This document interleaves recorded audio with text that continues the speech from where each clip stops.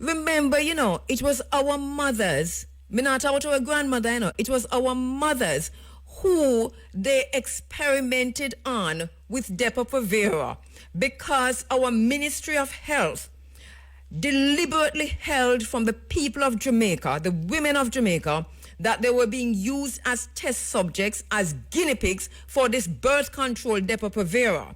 And it was Jamaican women who they tried this on. So what a baby dead in childbirth or dead before it come out or born deformed or whatever, it was our mothers that they tried this on. And the government of Jamaica kept that from the women of Jamaica. I had colleagues who called for my death because I was saying the vaccine is not safe. I had colleagues who ambushed me. The masses of Jamaican people trusted the usual sources, credible sources. So when we saw some of the people who are usually credible sources, especially those who came out representing PAHO, who we know these are credible sources, they came out and then they began to tell the people how safe it was. We had politicians pretending to take it. I don't think enough of them take it.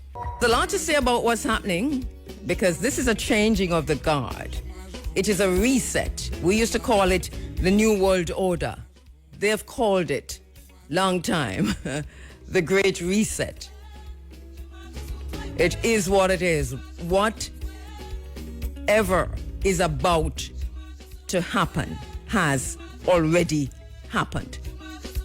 The players are exactly that. Players on a stage. And they're telling us to look here, and depending on how righteous you think you are, or we think we are, in our principles and what we believe in, and we think we have free choice. We think we have free choice. So we have a country that we support, an idea, an ideology in this latest fracas that we saw in the White House, for example. And we think that is our own free choice, not understanding that we have been algorithmed.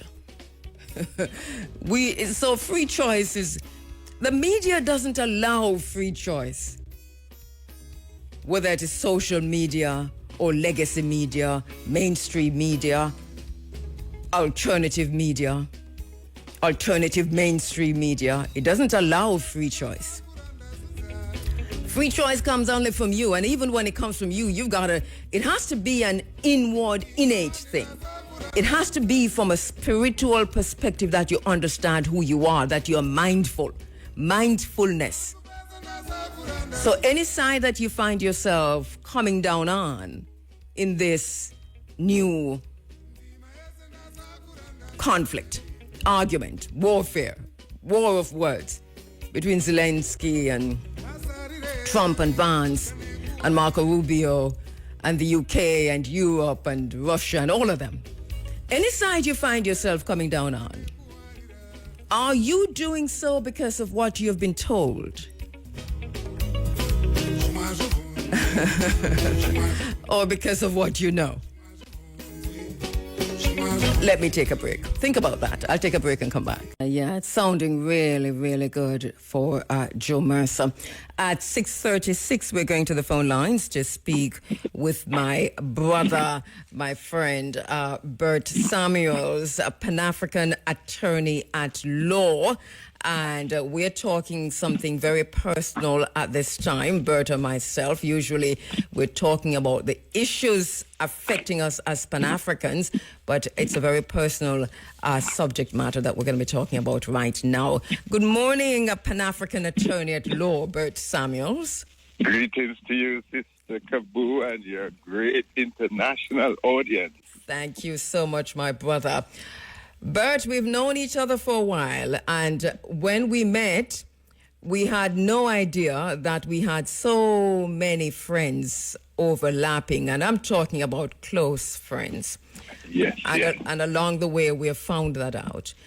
And we lost a friend.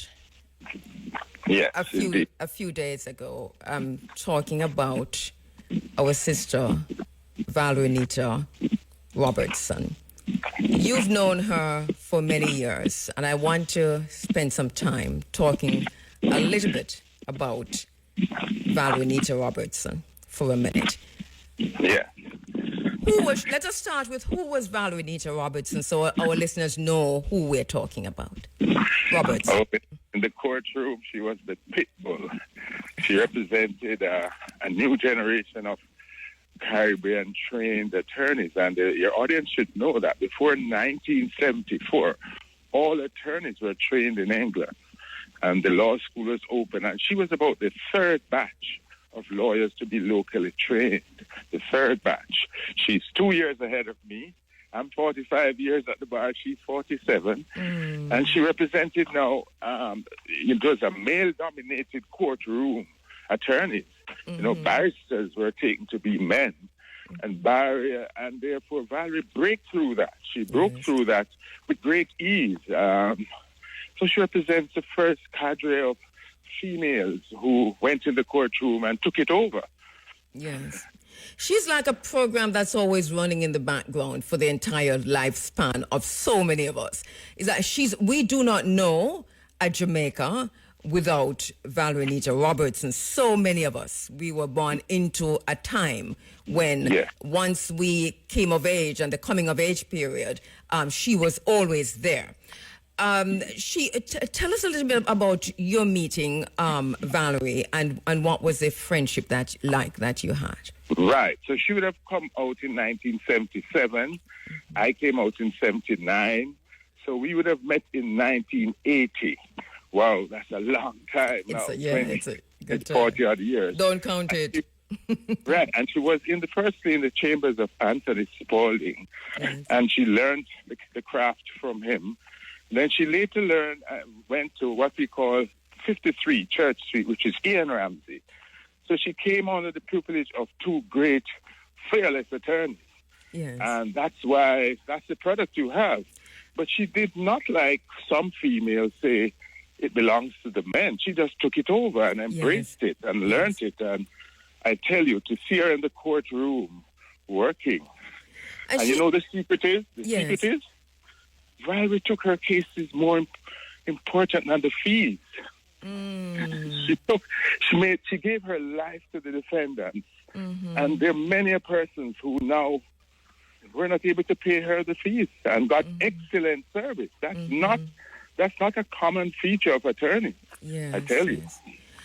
And I know something about her, that she's also a very loyal friend, isn't she? Oh, yes. So you want an example, right? Yes. Just about 5 years ago, I was in court and I got into a tussle with a very difficult judge. And I think I almost crossed the line when I was in the courtroom. She took me on and I took on the judge. And then the judge said, just before we broke for lunch, let me have the notes of what just transpired a while ago. When a judge does that, they're looking for the material to examine whether I committed contempt of court. And I smelled the rat. I was in the court with my daughter, and she was representing the client. And when I left the courtroom, I went straight to Valerie's office. Says, Valerie, I'm going to be in trouble. I need you. I told her what happened, and she just grabbed her gown, and we went straight over to the courtroom. Now, look at the dynamic. I come back into the courtroom with the pit bull, Valerie. And I'm sure the judge took the message that, listen, we're coming back here to fight. I brought the toughest of the toughest. And he came to my aid without any hesitation. And that's the friendship. It explains the friendship. And her commitment to justice. Yes. You are also very close. I'm going to bring another sister in who was my mentor, my very good friend. I met her when I was still a student at high school, and she mentored me and my best friend, Dawn Eaton, who's also an attorney, along the way. And Antoinette Horton. And Antoinette was also a very close friend of yours. And I know that... My sister. Both of them are my sisters. I know. And, I saw... Valerie and myself, we were at Anthony's funeral, right? And when she went, yeah, I'm just bringing back some memories. But anyway, so you know, they put a casket at the back of the church, and so we were walking towards it together, and then she kind of grabbed me and we walked and stood there, and at the end of it all, I mean, she took some deep breaths. She said, "Ah, child, child, yes, child." You come home, you come home. And she just went on from there to say so many things. And I remember calling my friend Donnie in England, you know, and I said, Dawn, because she, you know, we were talking along the way. She couldn't make it, and we were talking about, I said, as soon as it's finished, I'd give you a call. And I said, we don't have anything to worry about, because whether there was a service yes or no, Valerie did what she needed to do in the way that Antoinette would have wanted it, right there.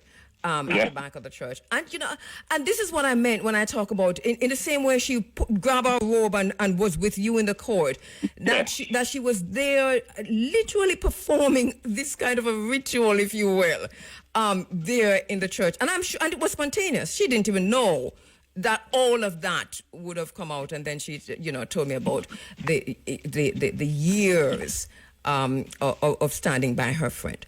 This is the kind of person that she was. But there were also great disagreements. Yes, I know them. Yes. But the difference between me and you, and I'm not a lawyer, I just play one on radio. She convinced me, but she didn't convince you. And that is about the CCJ. Let us start there, because she had very, very strong views about the CCJ. As a matter of fact, she was scheduled to be on this program this month, literally, to just she was going to do a series of programs because she had something to say, and I was giving her the space to say it. Where did you disagree with Valerie on the CCJ, Bert, and why? Valerie, forgive me, Valerie, but I'm going to try. She's not here to defend herself. No, I want to remember, we know so she understands, because the last time I interviewed her, she said, I know a lot of people do not agree with me, and then she went on. So she's very open about it. I saw that. Yes. Well, after a case was heard, she said, long live the Privy Council. And it, as a Pan-Africanist, that didn't go down well with me, because the position I come from is that we, as a post-slavery society, have been indoctrinated to think that there's a white savior and there's a white savior as the court. And a lot of people feel that we can only get justice from the Queen, and we can only get justice if Caucasian lawyers argue and Caucasian judges give judgment. So I thought that from that point of view, that we were instilling and continuing in the minds of people that justice cannot come from the black skin. And that's a bit difficult. But, you know, I asked her that in the last interview that we had, and I'm sure so many listeners are remembering the interview. I asked her about that, and she said, it is not that she's against the CCJ. She says there's something that has to be done in the Caribbean and in Jamaica in particular regarding corruption, and that she would want to see that attended to before we talk about wholesalely adopting the CCJ. This is where I think this is our point of contention, is that she was 100% with the CCJ, but not until the corruption within the judicial system was cleared up. Does that make any difference to you? Yeah, well, you see, each lawyer's experience is different. Corruption is not something that I have been able to say, yes, it's a problem for the Jamaican judges. Honestly, I cannot safely say that. We've had one judge who was caught, and it was a parish court judge, who was sent to prison for corruption in a case that she was doing. And there's no system that is perfect. But I don't think that I could honestly say that when I go to court, I think that this judge or that judge or even the majority of judges are corrupt. So we differed on that. But you know, because I interviewed her, Bert, and I know you're very good friends, and I know you've had conversations about this, but because I asked her these very same questions on air, she made a point of saying it wasn't about the judges, it was about the systemic corruption that goes beyond. In other words, it's what the judges had to work with, but that the corruption was systemic.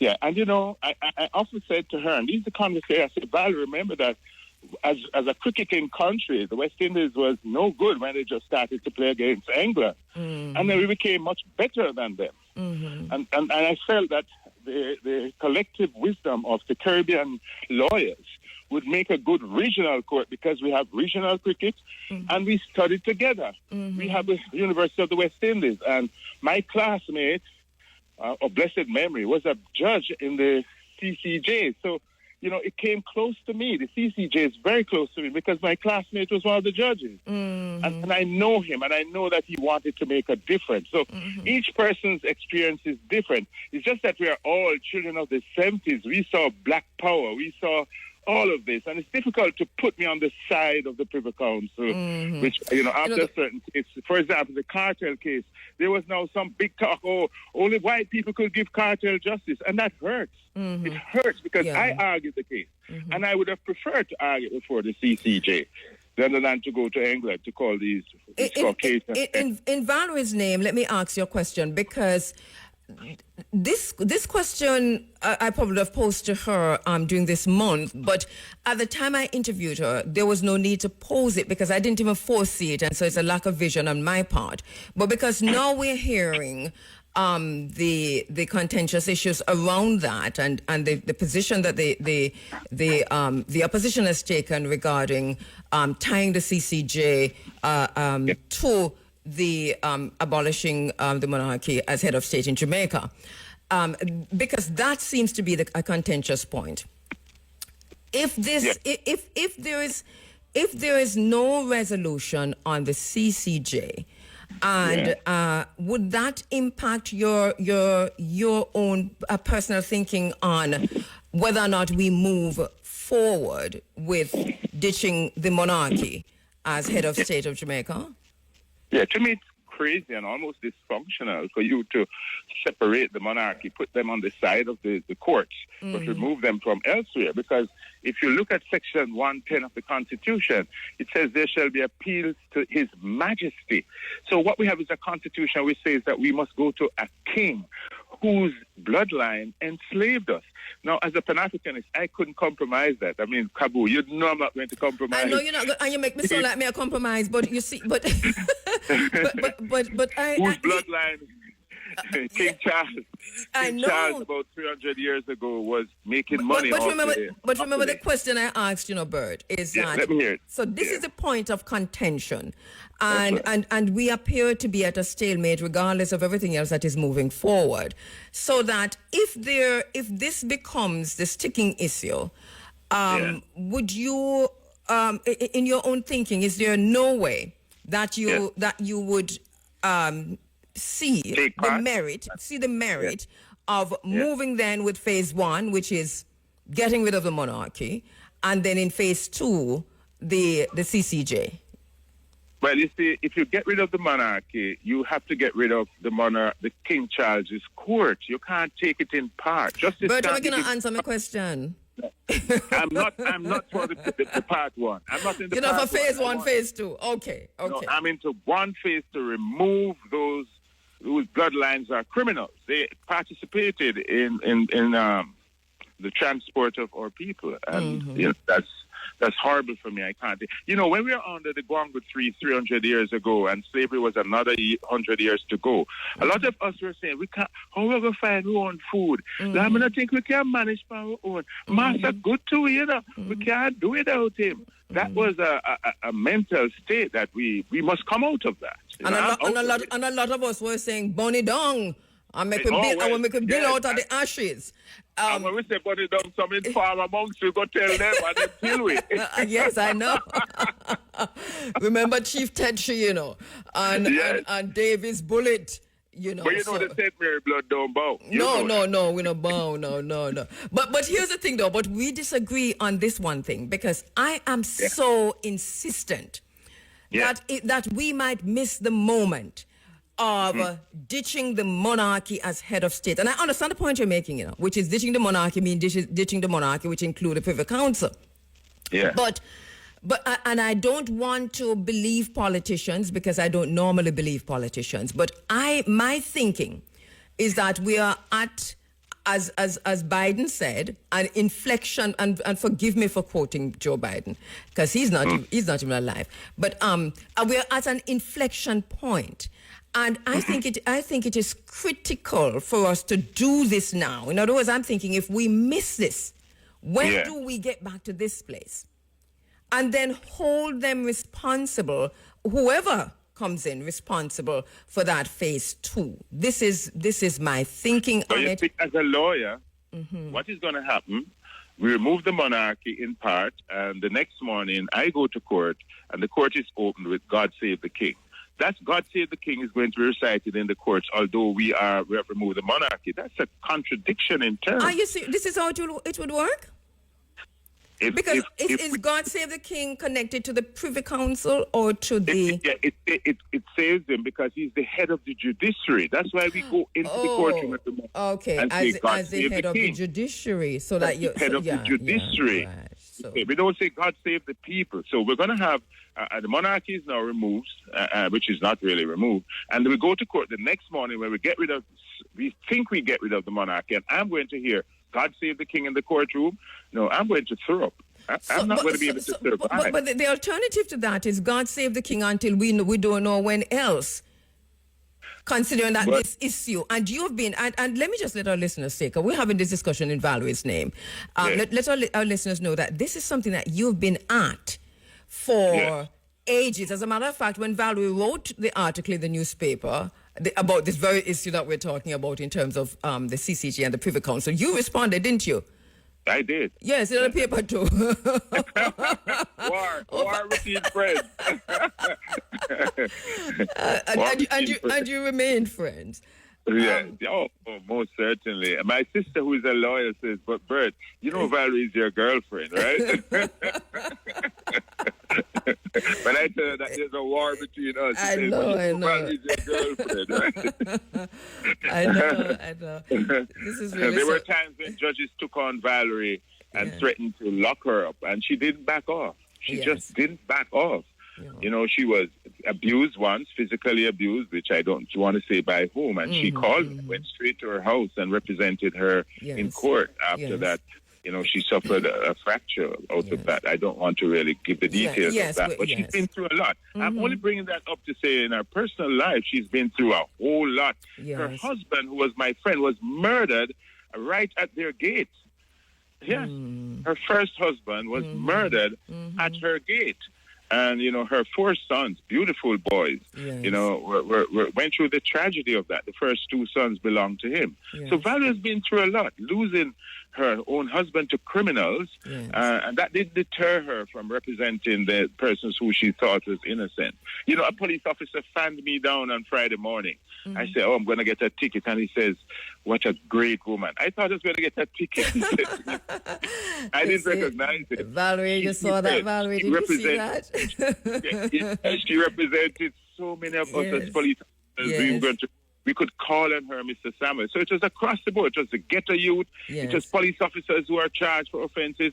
It was uptown. It was downtown. But it was always driven by justice. Valerie, you need to collect your fees. Yes. She's just going on and on and on. She gave her life to the courtroom for justice. I know also, Bert, having spoken to her, because we were talking for many, you know, for a good while about how I would facilitate the space for her to come and make the case and to talk about corruption within the system. I think that on the back of that, because she was so concerned that there has to be some response, I think, from the judiciary to say what was it she was talking about, and you know, how can we audit ourselves then, even if we have to audit ourselves, but run an audit through the system, because she said it's systemic and this was her main concern. And I'm telling you, she was, she was really, really concerned about it. Oh yes, she was prepared to take it on. She didn't mince words, you know. A lot of us got nervous when Valerie got upset in court. We say, "Oh my God, when is she going to be locked up?" Because she just didn't think that she should be bridled. Yes. You know? Well, to her family, to her children, to her extended family, to the legal community, to all of her friends, our deepest condolences to you once again. Totally. And one thing before you go is that Valerie mentored no less than 100 young lawyers. She had a sea of young lawyers coming into her chambers, and she would never turn back one of them. So she shared the knowledge. So it was a life that was worth it. Yes. And we'll never forget her. We'll continue to speak in her name because we think we can, and also to carry on the activism about corruption in Jamaica generally and in the judiciary. So thank you so much, my brother, my friend, Pan-African attorney Bert Samuels. It's about time you're coming to the studio now. It's a long time I haven't seen you face to face. So because it is stop near it already. The border of the area, and so come. All right. I listen to all the people in Coronation Market where I go every Thursday. They're so in love with you. They think that you're my sister by blood. I said, yes, it is. The blood of the covenant is thicker than the water of the womb. Yes. So it is what it is. Thank you. Welcome to the studio, my very good friend and brother, David Wilson. Good morning, David. Greetings.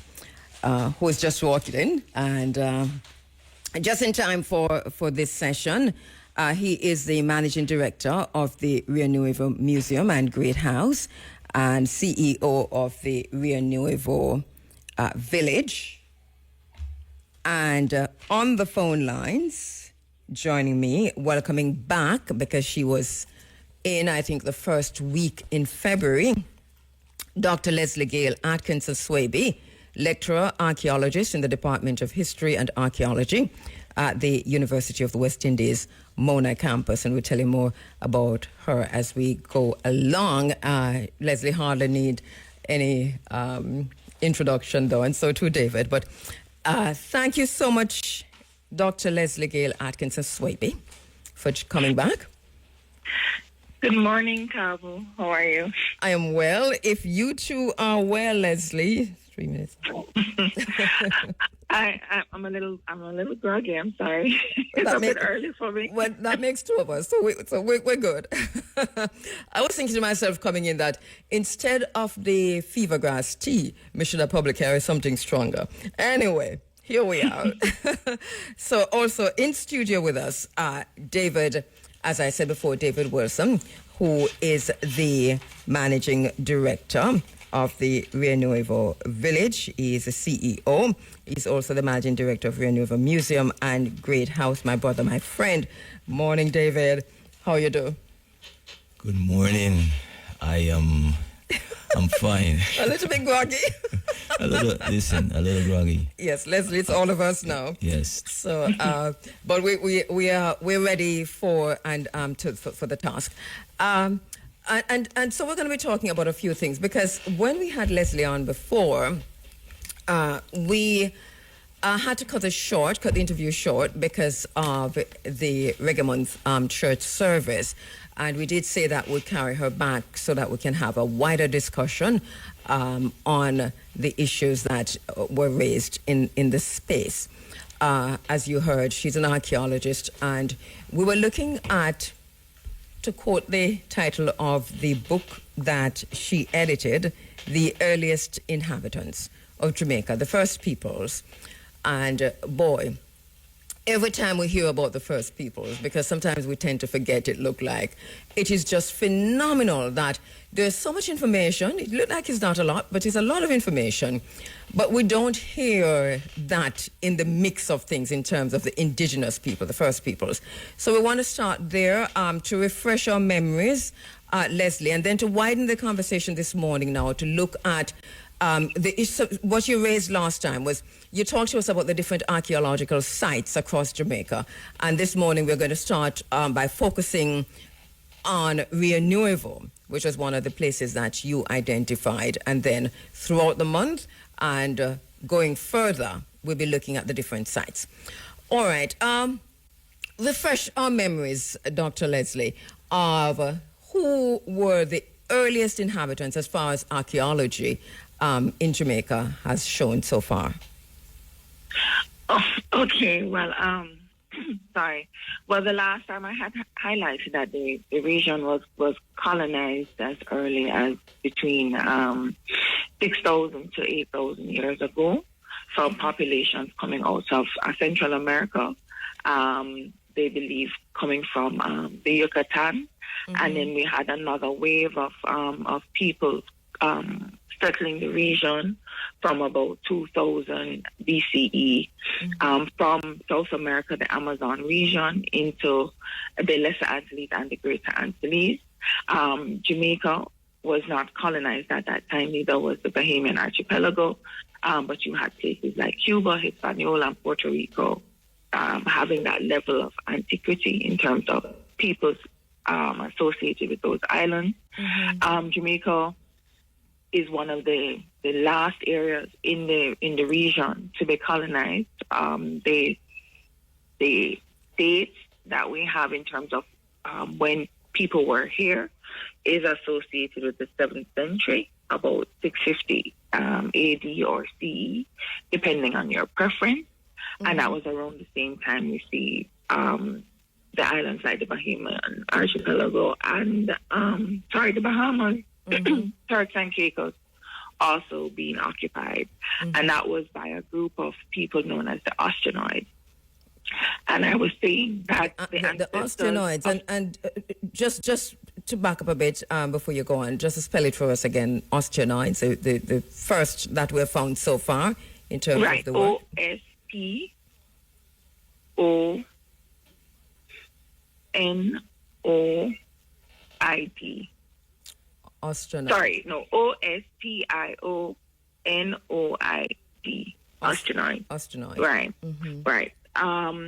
There was a famous American archaeologist, Irving Rose, and it is his framework of the peopling of the region that has been used for decades. I mean, there are challenges to it now, but it is still the foundation. So if you want to get an understanding about all the pre-European cultures that existed in the region, a good place to start is Irving Rose.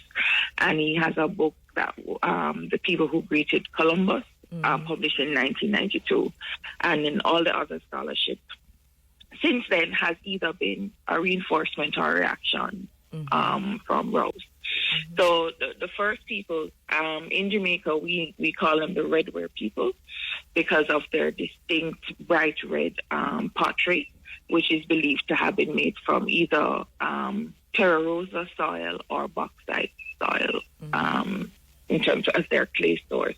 So it's very refined, thin, beautiful, and they use normally like animal imagery, things like representations of turtles, other animals with flippers and so forth. And they settled primarily along the coast, the highest concentrations in places like Manchester and in St. Elizabeth. There's a few sites in Westmoreland, some in St. Anne, and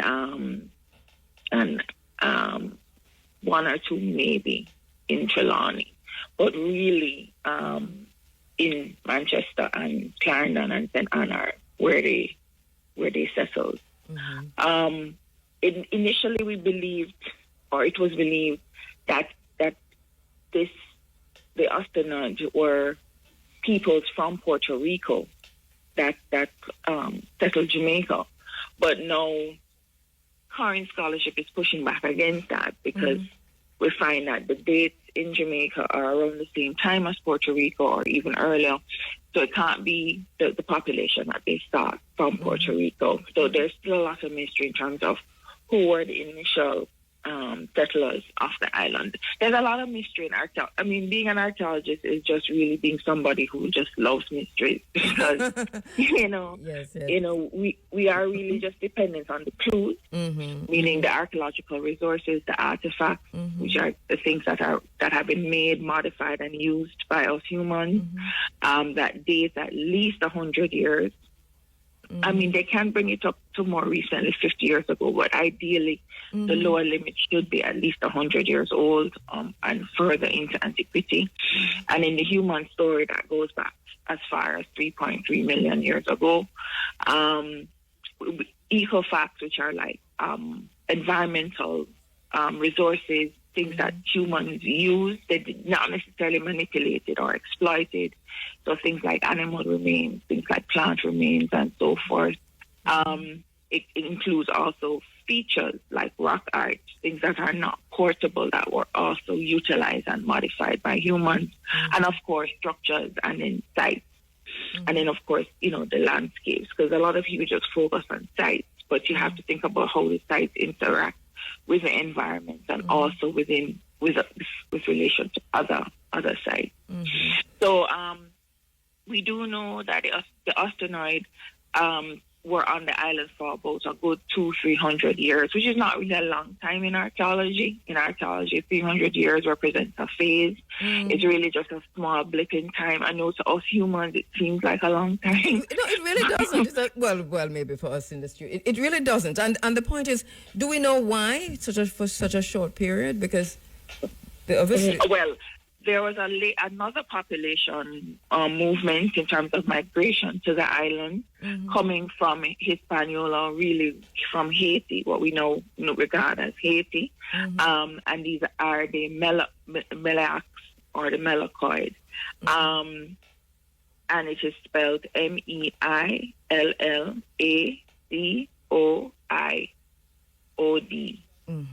right? Sorry. OID. My brain is a little fuzzy. Right, and they ended up being the culture that we associate with the White Mile site. So in archaeology, the first place or site that you find a particular culture or assemblage, meaning archaeological resources, whether they're artifacts, whether they're ecofacts or features that you believe represent a particular culture, is referred to as a type site. So for the Ostenoid, the type site is or was a little river. It's largely been destroyed. I mean, most of the archaeological and especially the pre-European sites from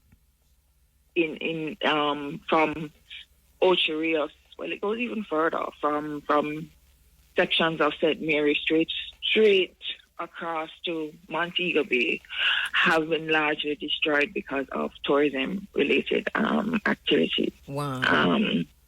So one of the biggest threats in archaeology in Jamaica is really development. And I just want to say we're not against development. Development is a reality. But at the same time, we can have sustainable development that we don't destroy.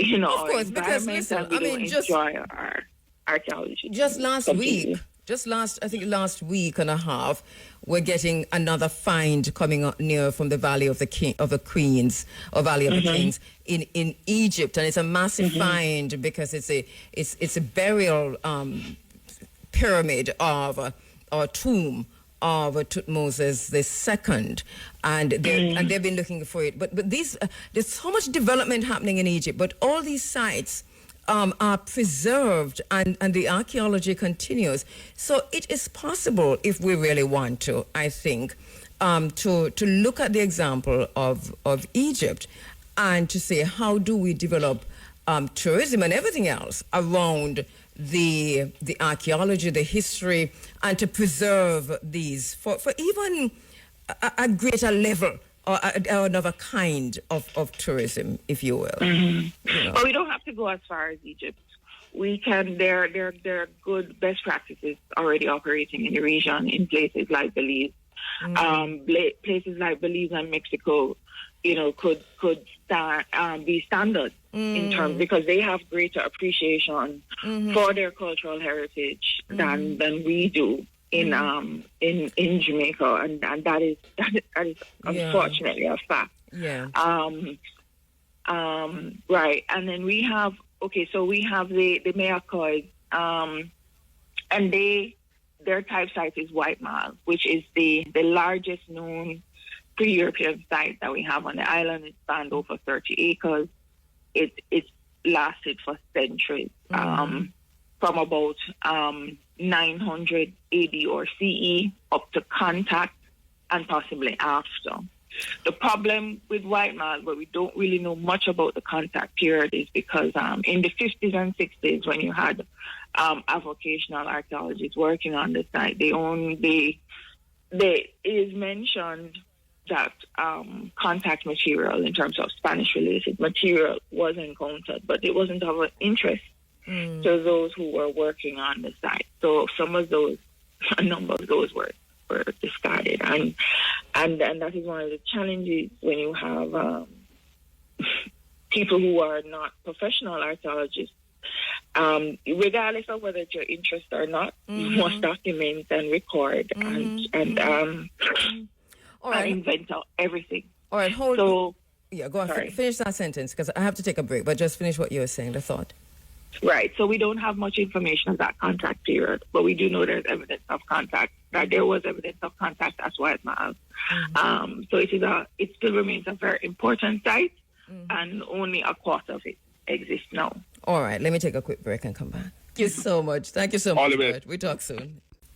All right, so we're talking about the earliest inhabitants, and we're just using Dr. Leslie Gale Atkinson's Swaby's, the title of the book she edited. But we're really looking at, as far as we can tell through archaeology, the earliest peoples who inhabited Jamaica, the indigenous peoples, and she's really doing a brilliant job of walking us through it. David, every time we hear this, because we've heard it from Leslie before and we have read the book, it's always very fascinating, isn't it? Yes, it is. Yes, it is. Yes. And you have somebody, I know when I met you many years ago, you were, this was something that you were intimately concerned with. You were like tapped into the energy of the indigenous peoples. Yes. Why? And I'm still fascinated with the earlier people, and what Dr. Leslie shared some things earlier, and I was listening, and I think our struggles in terms of understanding the early people or the early times is we're stuck in today. We're stuck in our time, our period, and in order to understand the early time, you have to actually become it. As she explained about the different influences or the different cultures that they're now recognizing that existed here in Jamaica. In the early times, if you look at let's look at it like this. If you look at the world map and reflect on that period, say 650 AD, you'll see that in terms of the world, things were a lot closer, and access to things were easier. Where we would use vehicles, people would walk from one state to another state, because things were a lot closer then, so access was easier, and so it's not profound for her to say that these people existed here because the earth was a lot closer. Yeah. So and when you think about the migration natural. and just hearing that the Mayans or the Mycoids, that they came from Hispaniola, which we know today as IT, Yes. and that, and we see. But Dr. Leslie, it makes a lot of sense what David is saying, because that very as much as he's saying then, we see that very same movement between IT and Jamaica today. Well, people have a very complicated relationship with the sea or the ocean, and I think for people from landlocked countries, they see the sea as a means of dividing, But as an islander, the sea is a connection. So I think there were a lot more movement from different parts of the American mainland and within the islands in the region than we probably experience now. And there's also evidence of kinship. Not that there aren't evidence of kinship, no, but I'm just saying that we don't really focus on it as much as they probably would have. This whole idea of securing the border wasn't such a big deal. And now we're talking about migration and immigration, and we're building a wall, and Mexico is going to pay for it and all of that. So this is the times we're living in now. So that contact between, I should have let you finish your point, David. Sorry, because I interrupted. The point you were making. Yeah, I was just, I think it's essential that, like I said earlier, that we look at how the world was and how the earth was in terms of access or location. If you all you have to do is look at a map from that period and a map today, and you'll see exactly what I'm saying. And this is you're saying this is geographic. This is literally physical shift. That shift that we're seeing. Exactly. Yes. And it makes a lot of sense, because that is historically what happens, don't it? So we can understand that. And we haven't, the thinking and the thought to go into understanding the interaction, I think is also critical to just getting the information, because some of it gets lost in translation. So understanding how this happened, when we say, so far as archaeology is showing, the Osteonoids were first, and then the Mycons, I don't know why. It's because I read your book, why I can't get Mycons out of my mind, Leslie. But that they... Oh, that is a Rose category. Yeah. So Rose had them all under one series, Osteonoid, and then you had the Estonian, the Mayacons, Elayan, Chican. And but then the contemporary Chican, that's Puerto Rico and the DR. And then you had, and then the current scholarship now doesn't see them as sub-series, but actually as cultures themselves. So it is. So what was the Estonian is now Osteonoid, and what was the Mayacan is now Mayacoid. Mayacoids. Let's get that right. Yeah. And Chiacoids. And so it was. Let me look at the contact, because we're going to do this over a period of time, and so the contact with the Osteonoids who were first, and then with the others coming in as far as the archaeology is concerned, and then with the others coming in, what happened at contact? Because you said the Osteonoids were 200 to 300 years, or 100 to 200 years, I think it was, and 200 then 300. All right. So what happened at contact? Well, that's another mystery. What happened? I mean, so individuals like Rose proposed that that the earlier group, the Red Ware people, were either exterminated or displaced by the incoming white Mal people, because the incoming white Mal people eventually dominated the island. They were not just coastal, but they penetrated the interior valleys, the limestone hills and plateaus, and we even have evidence of white Mal type material culture reaching as far as into Nanny Town. And these are the Mayacoids? Yes, the Mayacoids. Yes. Right. And they, of course, lasted much longer than the earlier group. However, I don't really believe that. I don't believe in that you can just totally eliminate a culture like that. Well, once there's contact, there is going to be some sort of residue or some sort of cultural or biological interaction. Yes. So, I mean, my personal, that was actually one of the things I was exploring in my own PhD, was because later on in Jamaica, about 11th, 12th century, we have a unique culture developing in Jamaica, which they refer to as a variant of White Mal, which is Montego Bay style or Fairfield complex. And, its pottery style is very, very similar to White Mal. But for me, I noticed there's more to a culture than just artistic expression. There's, there's language, there's tradition in terms of especially food and settlement patterns. So for me, I think that the pottery style is similar to the White Mal group, which demonstrates the connection, but their settlement and subsistence patterns were more in keeping with the early Osteonoid group. So for me, it is possible that, the interaction between the Osteonoid and the Mayacan resulted in this unique culture associated with, Central and Western Jamaica. But that is my theory. Right. The standard is that, they died out by 900, which I again don't agree with. No, we're that you can working have with such a hard limit. we're working with your theory. All right. So and then we get to the next people who All right. were the. Okay, so it is believed that the ostenoid and the mayacoid evolved through possible interaction into the culture that we know as Taino. So a lot of people, which is a problem I have with the what is taught in the schools, so like a site like White Mile, they keep labeling it as a Taino site. White Mile is not a Taino site. White Mile is a mayacoid site, right? The material culture is demonstrative of the mayacoid period in Jamaica, but they just say, oh, it's Taino. No. Taino is a pre-contact and a contact culture. It evolved maybe as early as the 10th, 11th century in some areas, but the starting point is usually associated with 1200 BE or AD.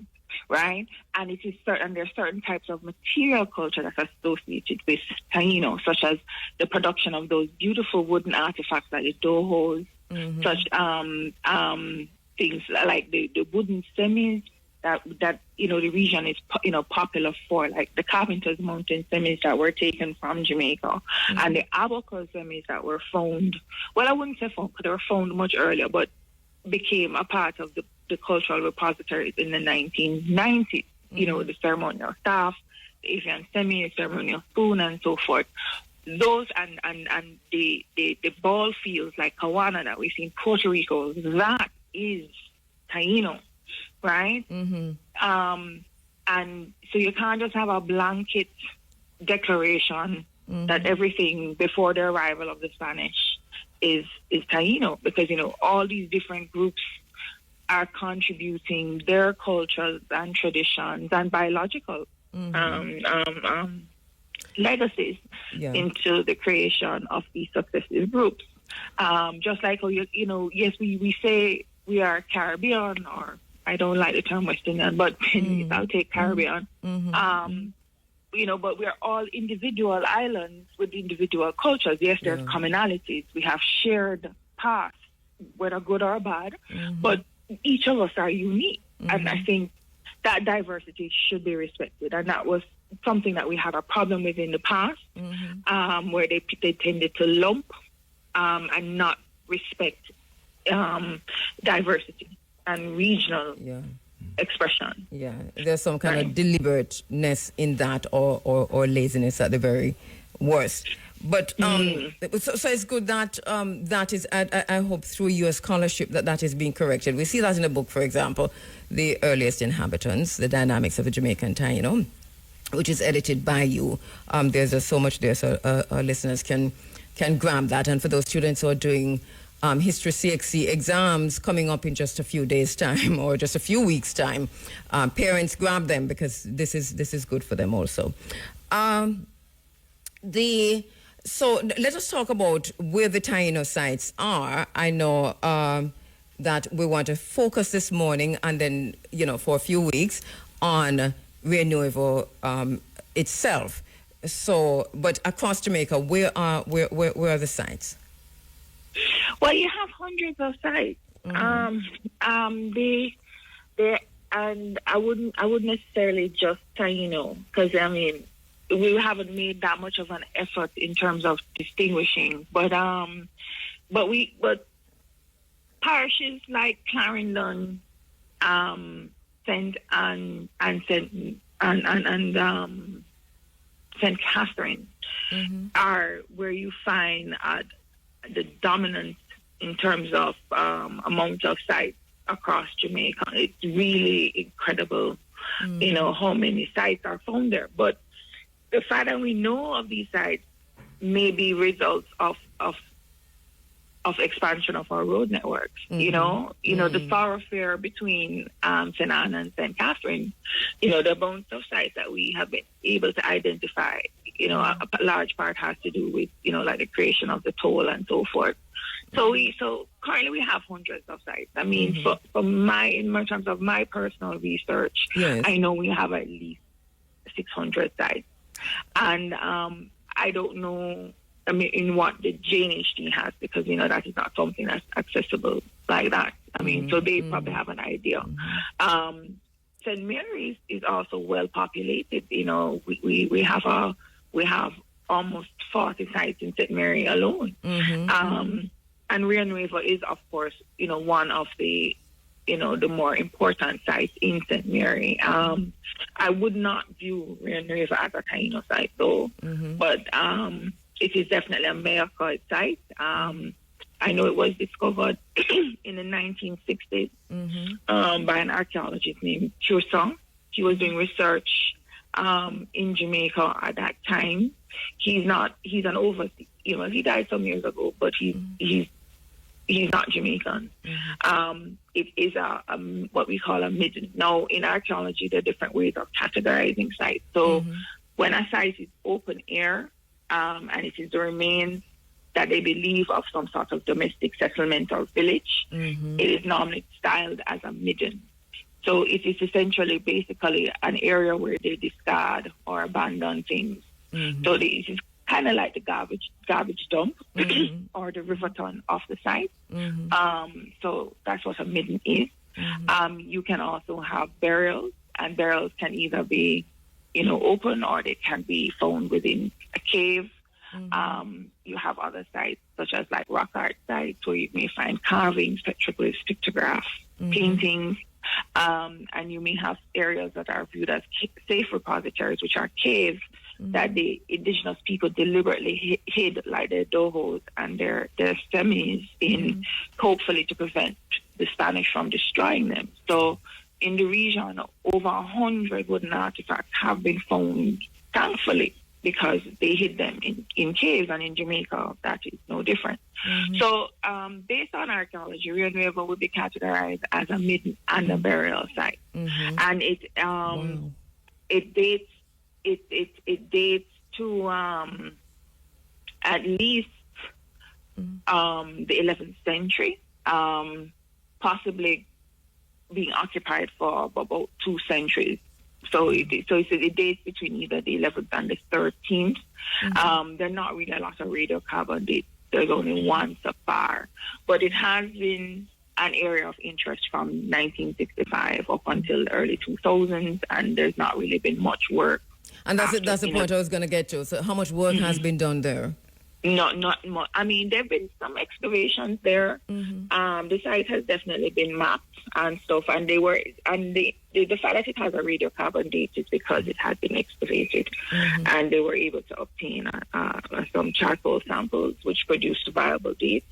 It is believed that it spanned about 3.5 acres, and at least 3 burials have been found. 2 adults and an infant burial, so that's pretty interesting.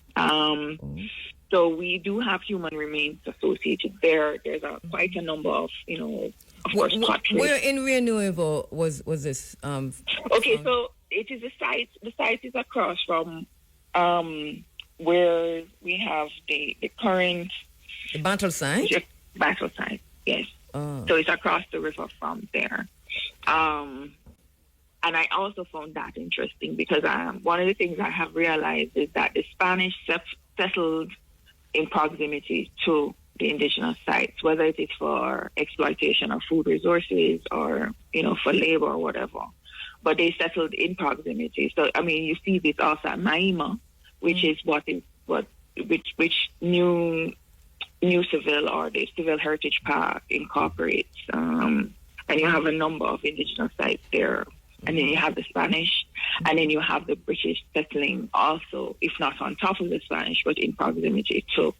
So, even when you think about our how we set up our communities now, I mean, we a lot of us don't realize that we're probably settling in areas that had Taino occupation, because fresh water is, we need water. Water is the most important thing for life, fresh water. So they always settle within proximity, within a mile of or 1.6 kilometers of fresh water.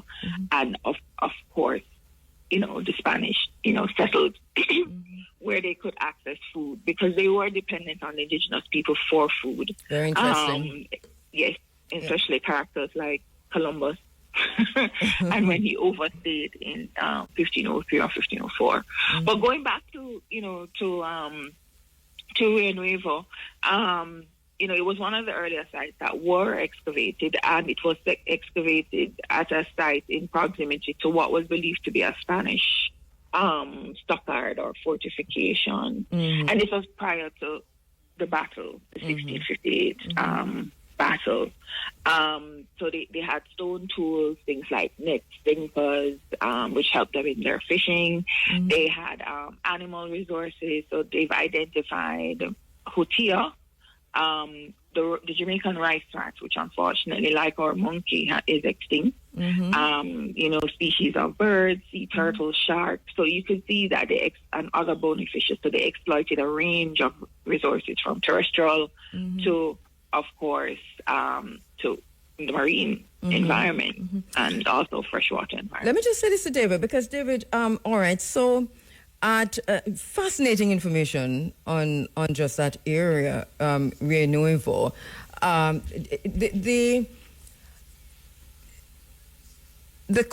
want to talk a little bit. I know we're talking archaeology, but I have to talk about the spirit connection though, because you acquired land and property in that area. Was there what pulled you to that?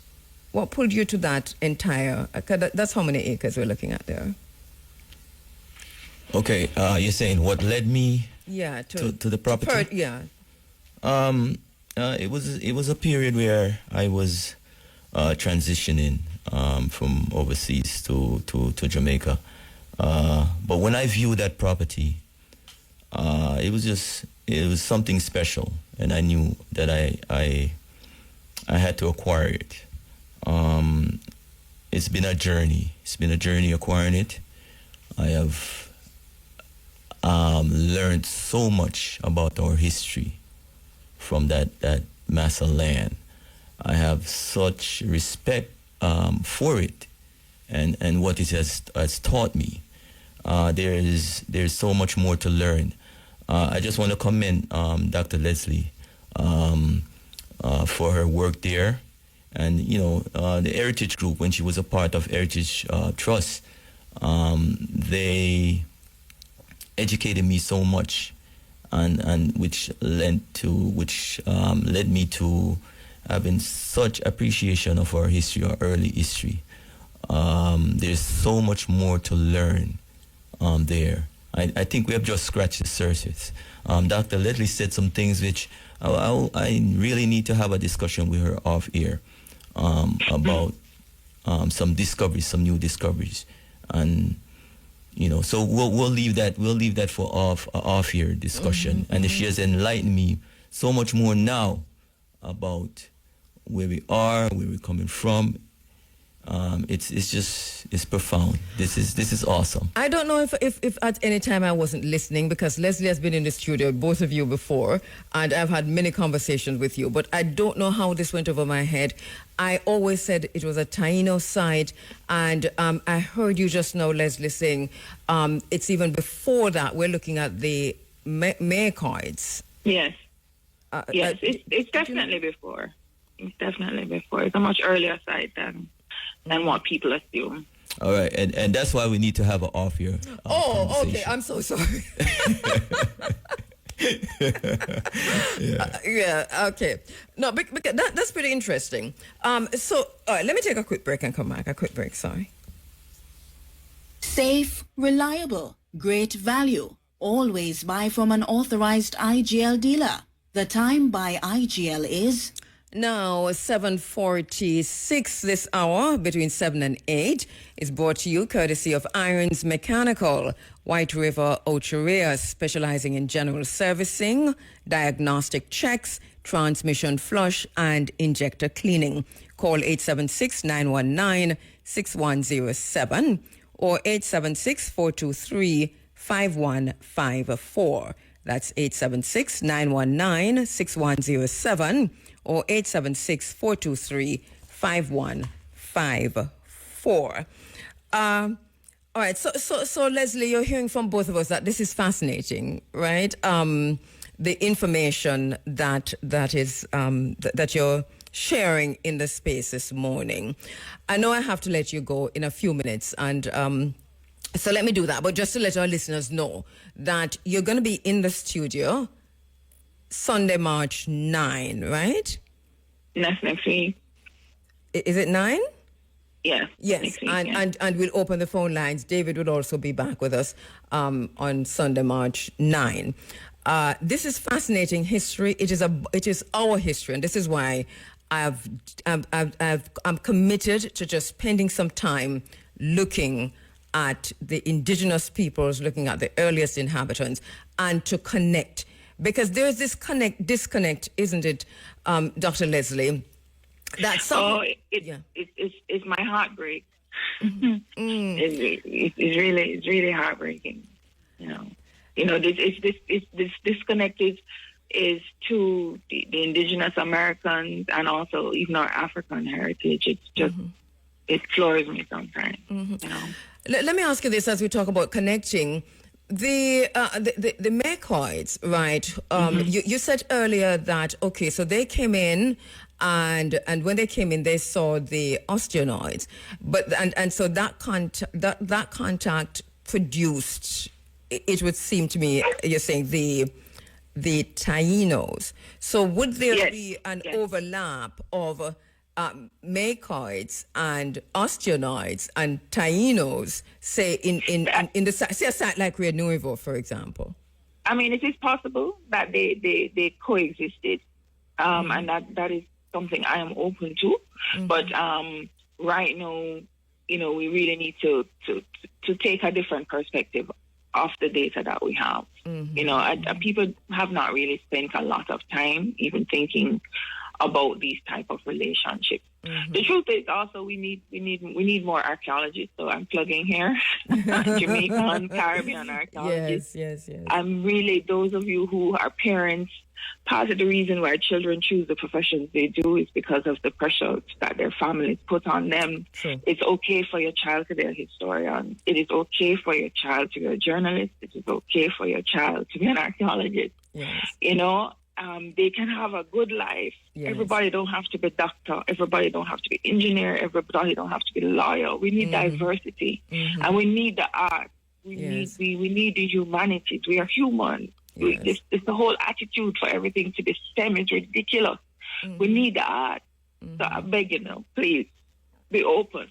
Because if you're not open, then your children won't be open. And these are areas that are dying. I mean, Jamaica doesn't even have 15 archaeologists, and we're the largest in the English-speaking Caribbean. I don't mean to throw any cold water on the thing, but I think they probably have less pathologists and just a little bit more cardiologists. So we're having a serious problem right across the board. We have lots of problems, and then of course it doesn't help that people are, going abroad, and we have the brain drain, which is a reality. But in terms of even things like conservation, one of the things David with his museum, museums' roles are for, of course, public education, yes, and also for research, but also to protect and to conserve. And we don't even have 5. I mean, on the island. So the pieces, for example, that have been found on Rio Nuevo itself, because I remember being there for one of the small digs, David, when we broadcast live through the Jamaica National Heritage Trust, and that, there's some artifacts found. Those were from what period? Well, those look like they're from what I remember, and I can only speak from what I remember being there. That is Macoid. Okay. Those are Macoid. David, you didn't tell me they were so old, David. I'm going to come up there today.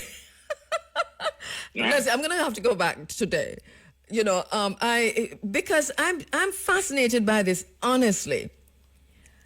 We were just saying Taino. Was it me alone that was saying? Well, let me turn on David back. I'm so sorry, David.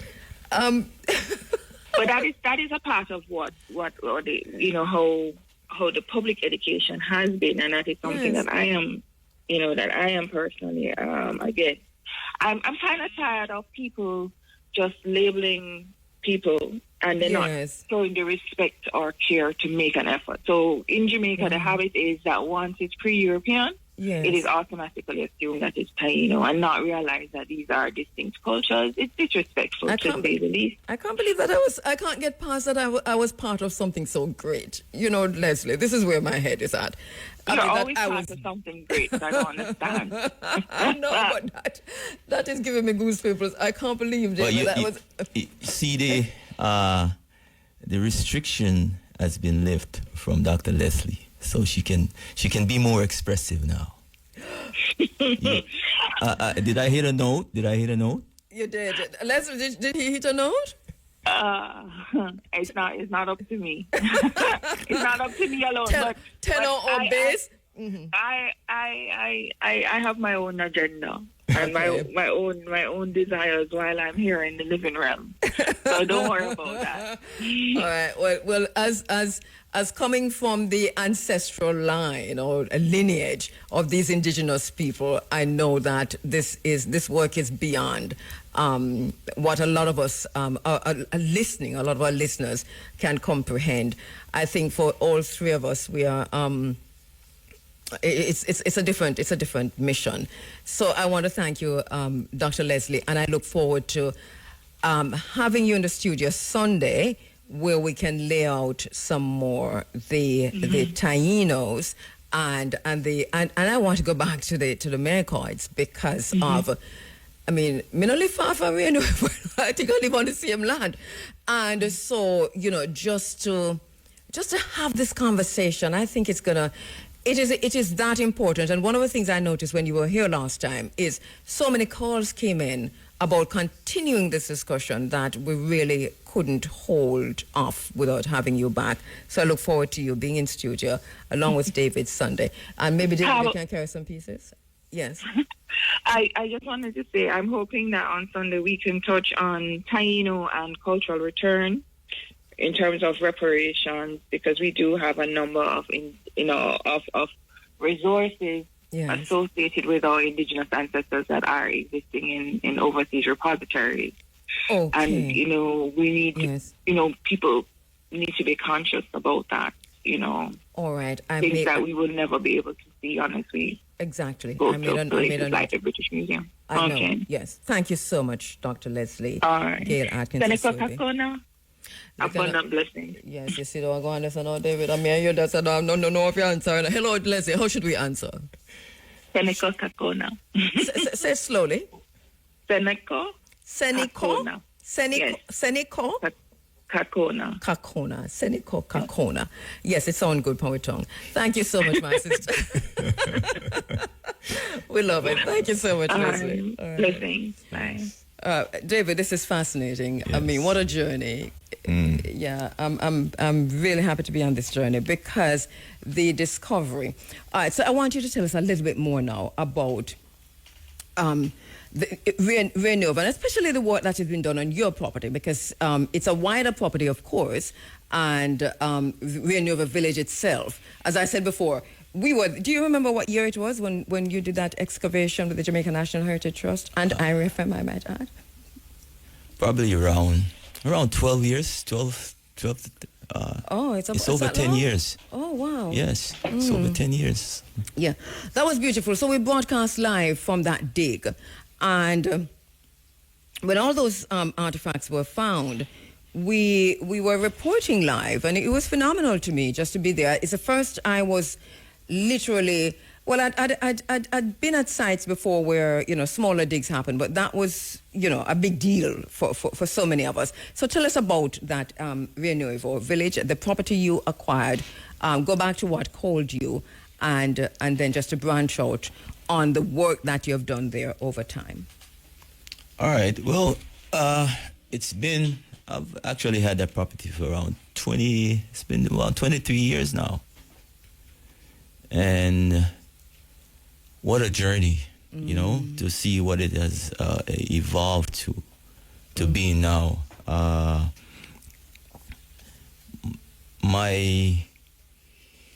do I say this? A lot of my inspiration in terms of what I've done now really derived from the history. it is now a licensed attraction, but it started from the pieces. You know, we started out, we got our tourism license initially from being a museum. We have since expanded to other activities, as you visited recently. We do rafting. We do horseback riding. Yeah. I've been on both, by the way, let me just say. I scream all the way on the horseback, what I say, girl. Yes. And now recently added, we do four-wheel biking and a zip line. Yeah. Yes. So, and zip line is well on the way. Excuse me? It is, zip lining is well on the way. This is the latest edition, isn't it? Yes. We just added that. And all of this is done understanding the space and the ecology, if you will, and the environmental concerns are all taken into consideration. How important was it for you? Because tourism is all around us, and we see a kind of a plantation tourism that has taken over Jamaica. But you are doing a whole different kind of tourism.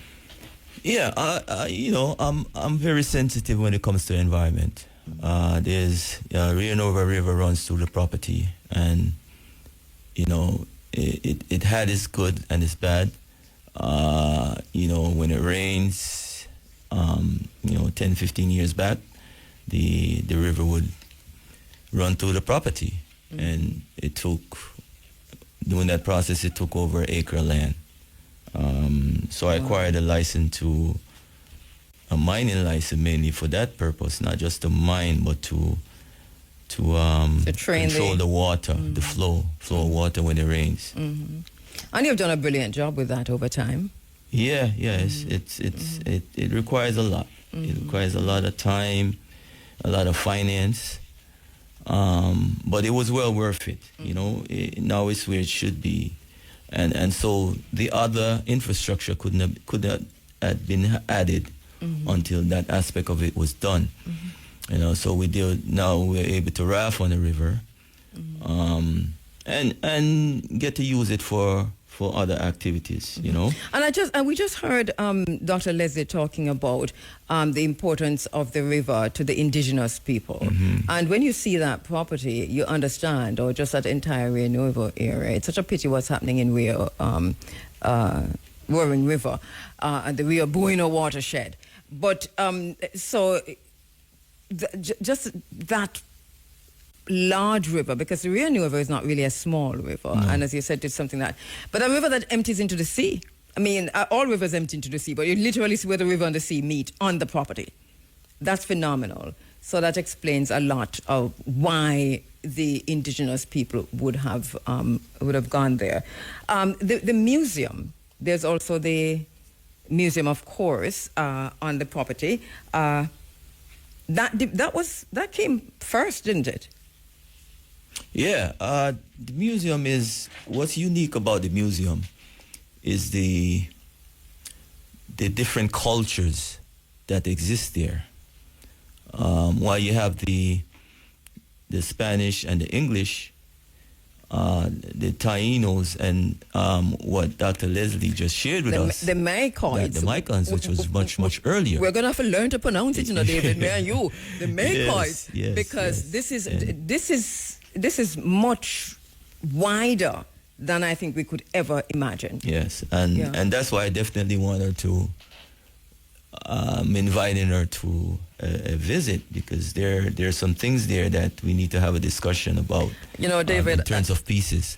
Look at me. I'm getting goosebumps because I've been talking to you on the phone, and I'm saying I've read Leslie's book. I've had a discussion with her, and I've gone and done further research, and the pieces that I see you there in the museum, I'm saying to you, these are before the time. Haven't I been saying this to you, David? This is my thinking, that some, not all of them, but definitely some of them would have been, predating Taino. This is my thinking. Yes. So as I speak today, I have a large group, about 70 plus persons. We get a lot of interest from mainly the Europeans, and I want to encourage those that are in school to come visit, come and learn more about your culture, because it's very important. We have more interest from persons. And to the teachers who are listening. Yes, and to the teachers that are listening. The parents. Yes. Take your children. Yes. Teachers, take your groups there. Include this on your trips. This is what it's phenomenal. What's there in terms of our indigenous heritage, and it goes beyond the indigenous the heritage, because then later on, of course. And probably we don't know what we'll find along the way as more archaeology and archaeological work is done, in terms of just what period did the Africans enter, because Africans were trading up and down the coast, as Dr. Ben would say, long before Columbus. And so it would be very interesting to see when Africans actually entered. Let me take a quick break and come back. Every time you are link with a condom, coulda Ozzy, coulda wife, coulda be a random. Do it for your best side. The time by the Ministry of Health and Wellness is now 3 minutes after 8 o'clock, and in studio with me, my brother and my friend, and we're talking about the earliest inhabitants and looking at the indigenous people, the first peoples that within the context of some of the sites here in Jamaica, some of the heritage sites. One, of course, is Rio Nuevo, and David Wilson is the managing director of Rio Nuevo Museum and Great House. He's the CEO of the Rio Nuevo Village. David, there's something else that you've done, right, in terms of how you view business and how you enter into these kinds of activities, because this on the one hand we're talking heritage and so on, but I know that you situate this within the ideology of Molamu Marcus Mosiah Garvey, and also within the context of what does emancipation really mean. Talk to us about that. Wow. Wow. I've always been very concerned about, especially our young people, and their perception of themselves, and so I have an attitude, even regarding business, of how to reach out, getting involved with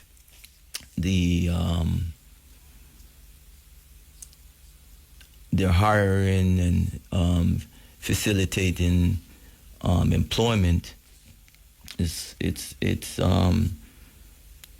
tough at times, and I'm going to speak about our young people, because they're still searching. They're still trying to understand, this journey.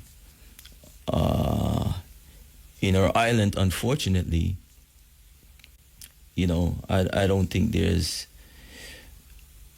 a platform for or established platform for the lower people, just the regular guys. I always with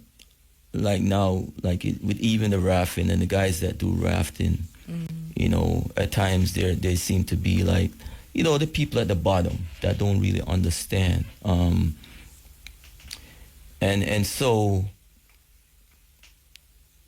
what you just said regarding Marcus, it's the mindset. It's the mindset. It's changing the mindset. It's understanding that you matter. You're what you bring to the table. You're someone, and that has to do with your thought process. Your value system. How do you see yourself? I have Jankunas that perform they'll be performing today. And I remember prior to even hiring them, telling them that it's what you have because they're just seeing themselves as dancing and begging. No, it's an art. What you have is an art. You know? So you're saying that there has to be literally among our people a paradigm shift. And you Yes. say it begins in our thought. Yes. What do you, and so you're saying it's a challenge, it's difficult, just from your own personal experience, to get younger people, and you say young people generally, to have that paradigm shift. What should they be thinking of? What would you want to see as opposed to what we currently have, what we're currently experiencing? Well, see yourself as being valuable. Start seeing yourself as being valuable. You know, the guys that raff, they see themselves as they see it as just raffing. They see it as a hustle. No, it has value to it. What you bring has value. You know, it has value to it. The guys that do the janko, it has value to it. It's a part of our culture. You know, you're doing it. Someone else might not do it, but they can't do what you're doing. So it has a value. And I suppose this is across the board, Yes, across the board. among our people. I'm very well aware of it, to David, and I think it's a critical point you made. I know that you've also been looking at this within what is slavery and what is emancipation and what is full emancipation, and you know the extent to which if the thought, if we don't have that paradigm shift at the level of thought, then we would be enslaving ourselves. So I hear you saying, take responsibility for your own thinking. Yeah, that's imperative. That's very imperative. Because everything that exists derives from our thought process. You know, and that's why it's challenging for us to understand certain people and what they do. And for them to even understand that they have value, because they don't see themselves as that. They don't see themselves as being valuable. And everything that you are your thought. As a man thinketh, so is he. You know, this is profound, you know, because we've had many discussions about where we are as a nation, where we are as a people, and who we are becoming. And a lot of these conversations, we tend to look outside of ourselves, what the state should be doing, what the curriculum should be doing. And I think all of these are important. But you're saying further to that, there's also you, the person. So there has to be an understanding, David, another level of understanding of who you are as a person. Yes, and it starts with you. It starts with you. It starts with you as an individual. It really does, you know. You have the ability to process, you have the ability to think. So it starts with you. It starts with you. Yeah. And I just want to, there are guys that work in this industry, this tourism industry, that feel that they're not important, but they are. You know, but it's how you see yourself. It's your perception. I think this is resonating across Jamaica this morning. I can literally feel it. And I know we'll have more time to pick up on this when you get back, because I do know you have to go shortly, and I'm holding on to you for a minute. Can you stay at least until 8:30? Or you can't? Okay. I'm not checking time, you know. It's 11 minutes after 8 o'clock. Do you need to go down, David, or should I take a break and go back? All right, before you go, let us recap, because I know you're going to be back when you have more time next week. And hopefully you'll have more time next week. But so let's just look back, because this, I think, is fascinating, the history of the place. We didn't look much at this is also a contact area.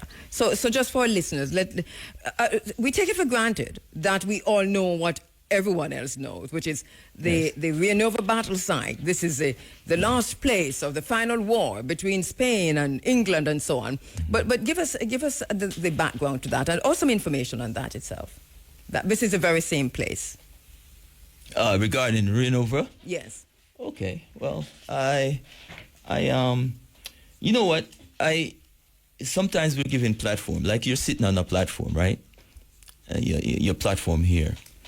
And a lot of times we don't really appreciate our platform, but it's the perception of the platform that's important.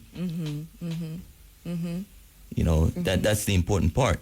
And persons that occupy the platform prior to you.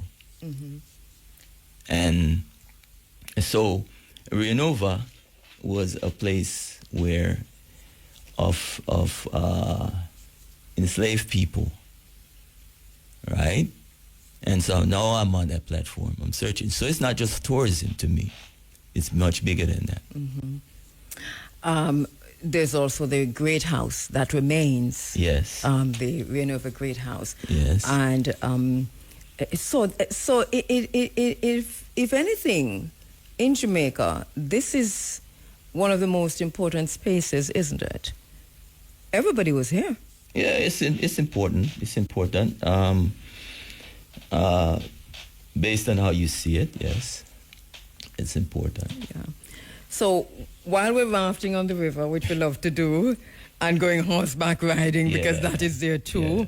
Visit the museum, and I know that's included in all of that. Yes. That it's a beautiful venue for so many other things. As a matter of fact, I love It's Gone to Bed. I'm telling you the truth.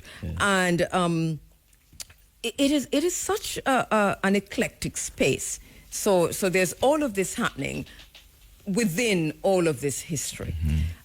When you come back next week, we'll go into it some more. Today you have a group. You're saying that the people who come mainly are Europeans. That Jamaicans are not necessarily the. Yes, we get. In terms of the museum, right? It's mostly people from Europe. The other activities, though, we have persons, you have Jamaicans, and we have persons that live in the diaspora that visit. Well, I know people are listening from all over the world, and this is a phenomenal space.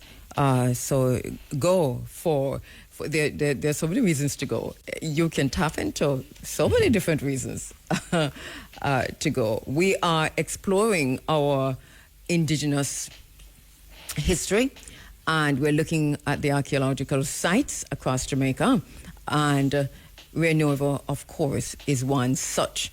The Great House is at Villanova Village. The museum is at Villanova Village. The river overflowing into the sea is at Villanova Village, and you're topping it off with the horseback riding and the rafting and so on and so forth. And the rafting and the zip line. And the zip line. Four-wheel bikes. Yes, and I just like to say that you took me all the way up there. Yeah. Oh, yes. Your daughter is very brave. You have a very brave daughter. Braver than me. But I did it, didn't I? Yes. So very brave. Yeah. All so, right. but thank you so much, David. I know you have to go, so I'm not going to hang on to you. But any final words that you have until we see you next week? Just my final words today is to, enjoy your space. Be all you can in your space. That's my word. That's my words of encouragement to you. Be all you can be in your space. Well your said. Space you occupy. Well said. All right. How does that sound, Kabu? It's brilliant, actually. Right. It's brilliant. I'm taking it on. Yes. Enjoy Thank you space. so much, David, my brother, Yes. my friend. And congratulations, because what a beautiful work that you're doing at Villanova. So that's David Wilson, the Managing Director of Villanova Museum and Great House, CEO of the Villanova Village. you have to go to the museum. You have to go check out those pieces. And now, remember what we heard. Maykites. This is just beyond phenomenal. And the pieces are there. They're in the museum. Right, David? Yes, they are. If them did it. If them did it. Yes, they are. Yes. And me and Dr. Leslie really need to have a conversation because I have some serious questions about some of the recent stuff that we've acquired. And she related to that today in terms of, so we're going to have a discussion. Yes. I also want to extend my gratitude to, I can't forget, persons in Heritage Trust, Miss Evelyn Thompson, Ardain, yes, and all the other Ordain, persons from early, yes, that has attributed to what Renova Village is today. Professor Shepherd was there for the dig. She was the one who was the chairman and the chairperson at the time, and led that. Yes. So hi, Vereen. Yes. But kudos to those people that we're talking about the property being an attraction now, full-fledged attraction. But it started with these people. It started with us doing the digs and, when it wasn't even an attraction. Yes. And I just want to thank those. And if I forgot anyone, you'll thank them when you come back next week. I thank you. Really appreciate your time. Yeah. And I've learned so much about this island called Jamaica through these people. And it lends to such appreciation for history. Mm-hmm. And there's so much more to be discovered. So it's not just about running an attraction and making some money. It's about an experience. It's about the journey. And this is an example to so many others of how it can be done. Yes. How we can balance the thing. Yes. Thank you so much, yes, David, and I'll see you next week. All right. We'll talk between that. Yes. All right, David Wilson there. We'll talk some more about this because we're fascinated with all that we're hearing, all that we're unearthing. And go ahead. You can go ahead and go check out the museum before we reach. But go ahead. I know today's a busy day, so but go ahead. We'll take a quick break. In that period, when we are remembering the Battle of Adwa, and we are at the same time remembering and celebrating the life of Mama Fire. So to all those who lit the fire key, to those who are at the bingy that's going to seal up tomorrow, enough blessings from the space. And I know it's a few days of activities leading up to close to the end of March. And I will definitely be there in Haywood Hall when that time comes. I know that the Battle of Adwa is something we remember all the time. It's an event that we remember, and one of the memory keepers of that significant event on the island over the many years has always been Mama Fire. So at this time of year, when we celebrate that victory, the Battle of Adwa, fought between the Kingdom of Italy and the Ethiopian Empire, a war which was sparked by Italy's colonial ambitions, And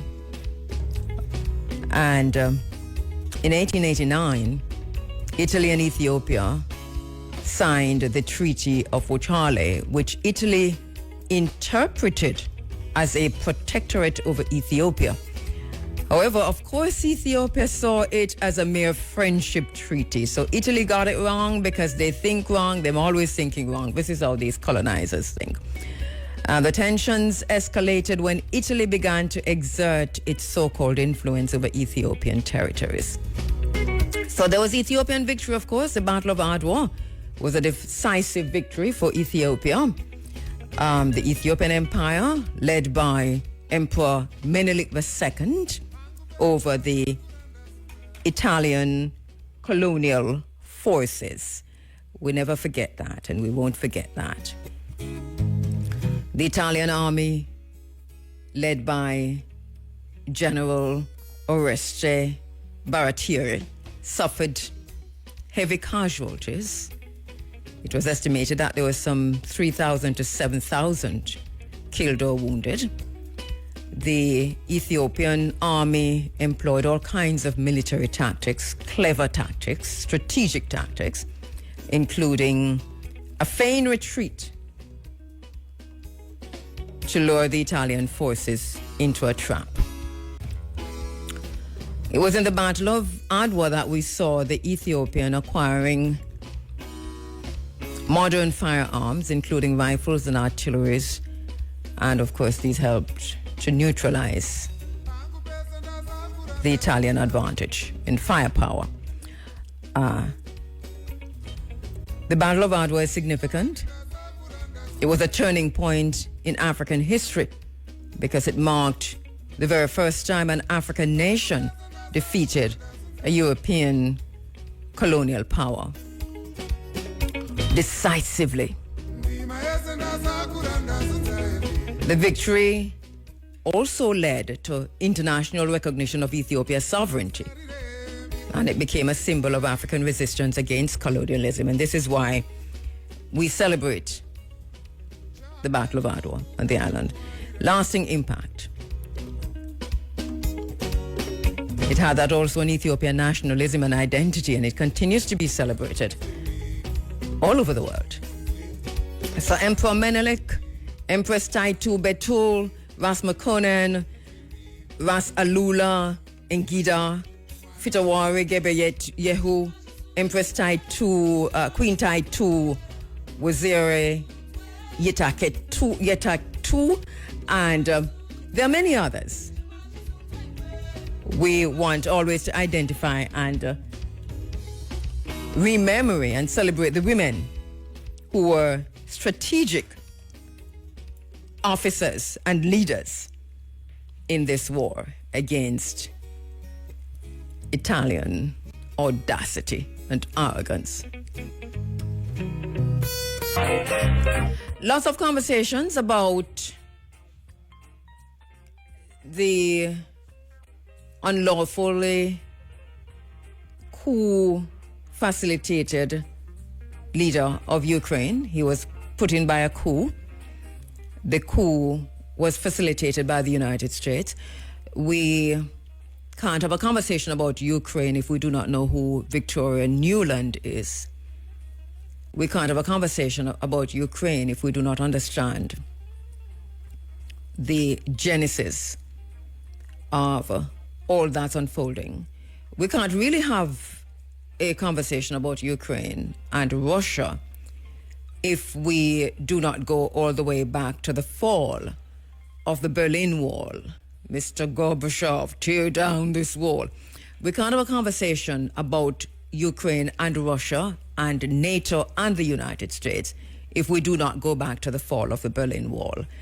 Because outside of the ongoing, over the years, Cold Wars, this is where it all started, isn't it? The enlargement of NATO. NATO knows that and has led us to where we are today. But NATO didn't enlarge and encroach by itself. Obviously, NATO is made up of armies from NATO countries. The US, of course, is the giant. The European Union, all the European countries, or most of them at least, and so on and so forth. So if we do not know the name Victoria Nuland, then it's going to be difficult to have this conversation. John McCain, we need to go back to what John McCain said at the time just before the coup in Ukraine. Remember, Ukraine had a democratically elected government chosen by the people, but that government was overthrown.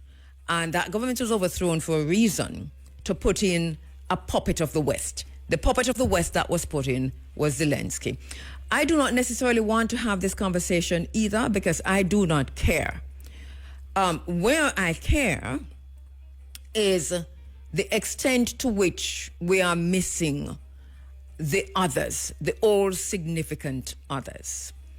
because we're so caught up on the 3-card game, the smoke and mirrors, the fact that they have said to us and they're saying to us, look here, and we are steadfastly looking where they're telling us to look. I can't function that way and don't want to be dragged into functioning that way. So really and truly, I watched the entire fracas in the House, in the Oval Office. I'd watch it from the beginning and saw when it was devolving and saw when it was allowed to be devolved. And then everything else that came out of that, we're seeing now what's happening in the UK. We're seeing the embrace of Europe. We're seeing the monarchy that is supposed to be apolitical, having a meeting, getting involved in politics. And all of this is, it's smoke and mirrors. What does it really matter? What are we missing? Let me tell you something that we're missing. While we're looking at them, full of sound and fury signifying nothing, Marco Rubio yesterday announced on the U.S. Department of State website, and let me read it. He says, I have signed a declaration to use emergency authorities, to expedite the delivery of approximately $4 billion with a B, $4 billion in military assistance to Israel. These are the people who say they are peacemakers and they want peace. Marco Rubio, go to the U.S. Department of State website. This is yesterday, his press statement. I have signed a declaration to use emergency authorities to expedite the delivery of approximately $4 billion in military assistance to Israel. The decision to reverse the Biden administration's partial arms embargo, which wrongly withheld a number of weapons and ammunition from Israel, is yet another sign that Israel has no greater ally in the White House than President Trump. And he continues, since taking office, the Trump administration has approved nearly $12 billion with a B in major FMS sales to Israel. This important decision coincides with President Trump's repeal of a Biden-era memorandum which had imposed baseless and politicized conditions on military assistance to Israel at a time when our close ally was fighting a war of survival on multiple fronts against Iran and terror proxies. Note that Russia is not mentioned. Iran and terror proxies. The Trump administration, he says, will continue to use all available tools to fulfill America's long-standing commitment to Israel's security, including means to counter security threats. So that's what we're missing. $12 billion in major military assistance to Israel. For what? And if you get the breakdown of that, if you go into the breakdown of that, how many bulldozers are included in that? A whole heap of bulldozers. And so if you break it down, the military-industrial complex comes to the fore. It is as clear as day. And it's the same military-industrial complex that is against the minerals deal between Ukraine and the United States, because, of course, the war must continue. So if you look, Dwight Eisenhower was the one who said, be very careful of the military-industrial complex. I'm misquoting, but that's basically the bottom line of what he said. The military-industrial complex is always a threat, and it's a military-industrial complex that is fueling wars across the world. What is happening is nothing new. What is happening really, it's a reset. It's a reset with different players.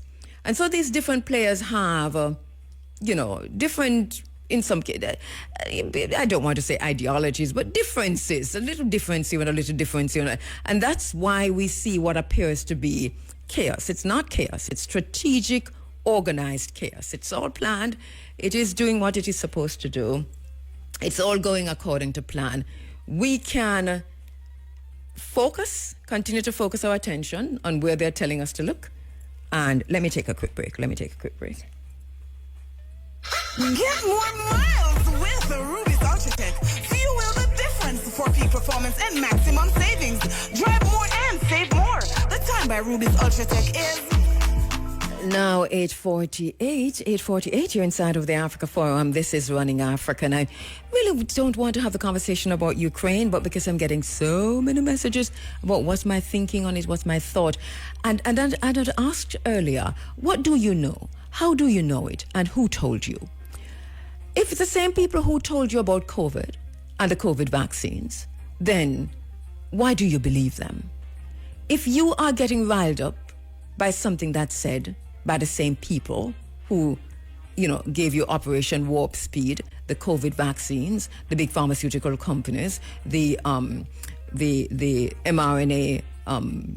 murder weapon, then how come? And this is what I asked during COVID, The question I asked during COVID is, how come? When did we begin? When did we start, revolutionary people, start listening to the oppressors, to the enslavers, to the white supremacists, to those who do not have our best interests at heart and never had our best interests at heart? When since we started believing them, that we are carrying ourselves willingly to the spaces they occupy, giving them our arm and say, put your poison in me? When did we get to that place that we believe them?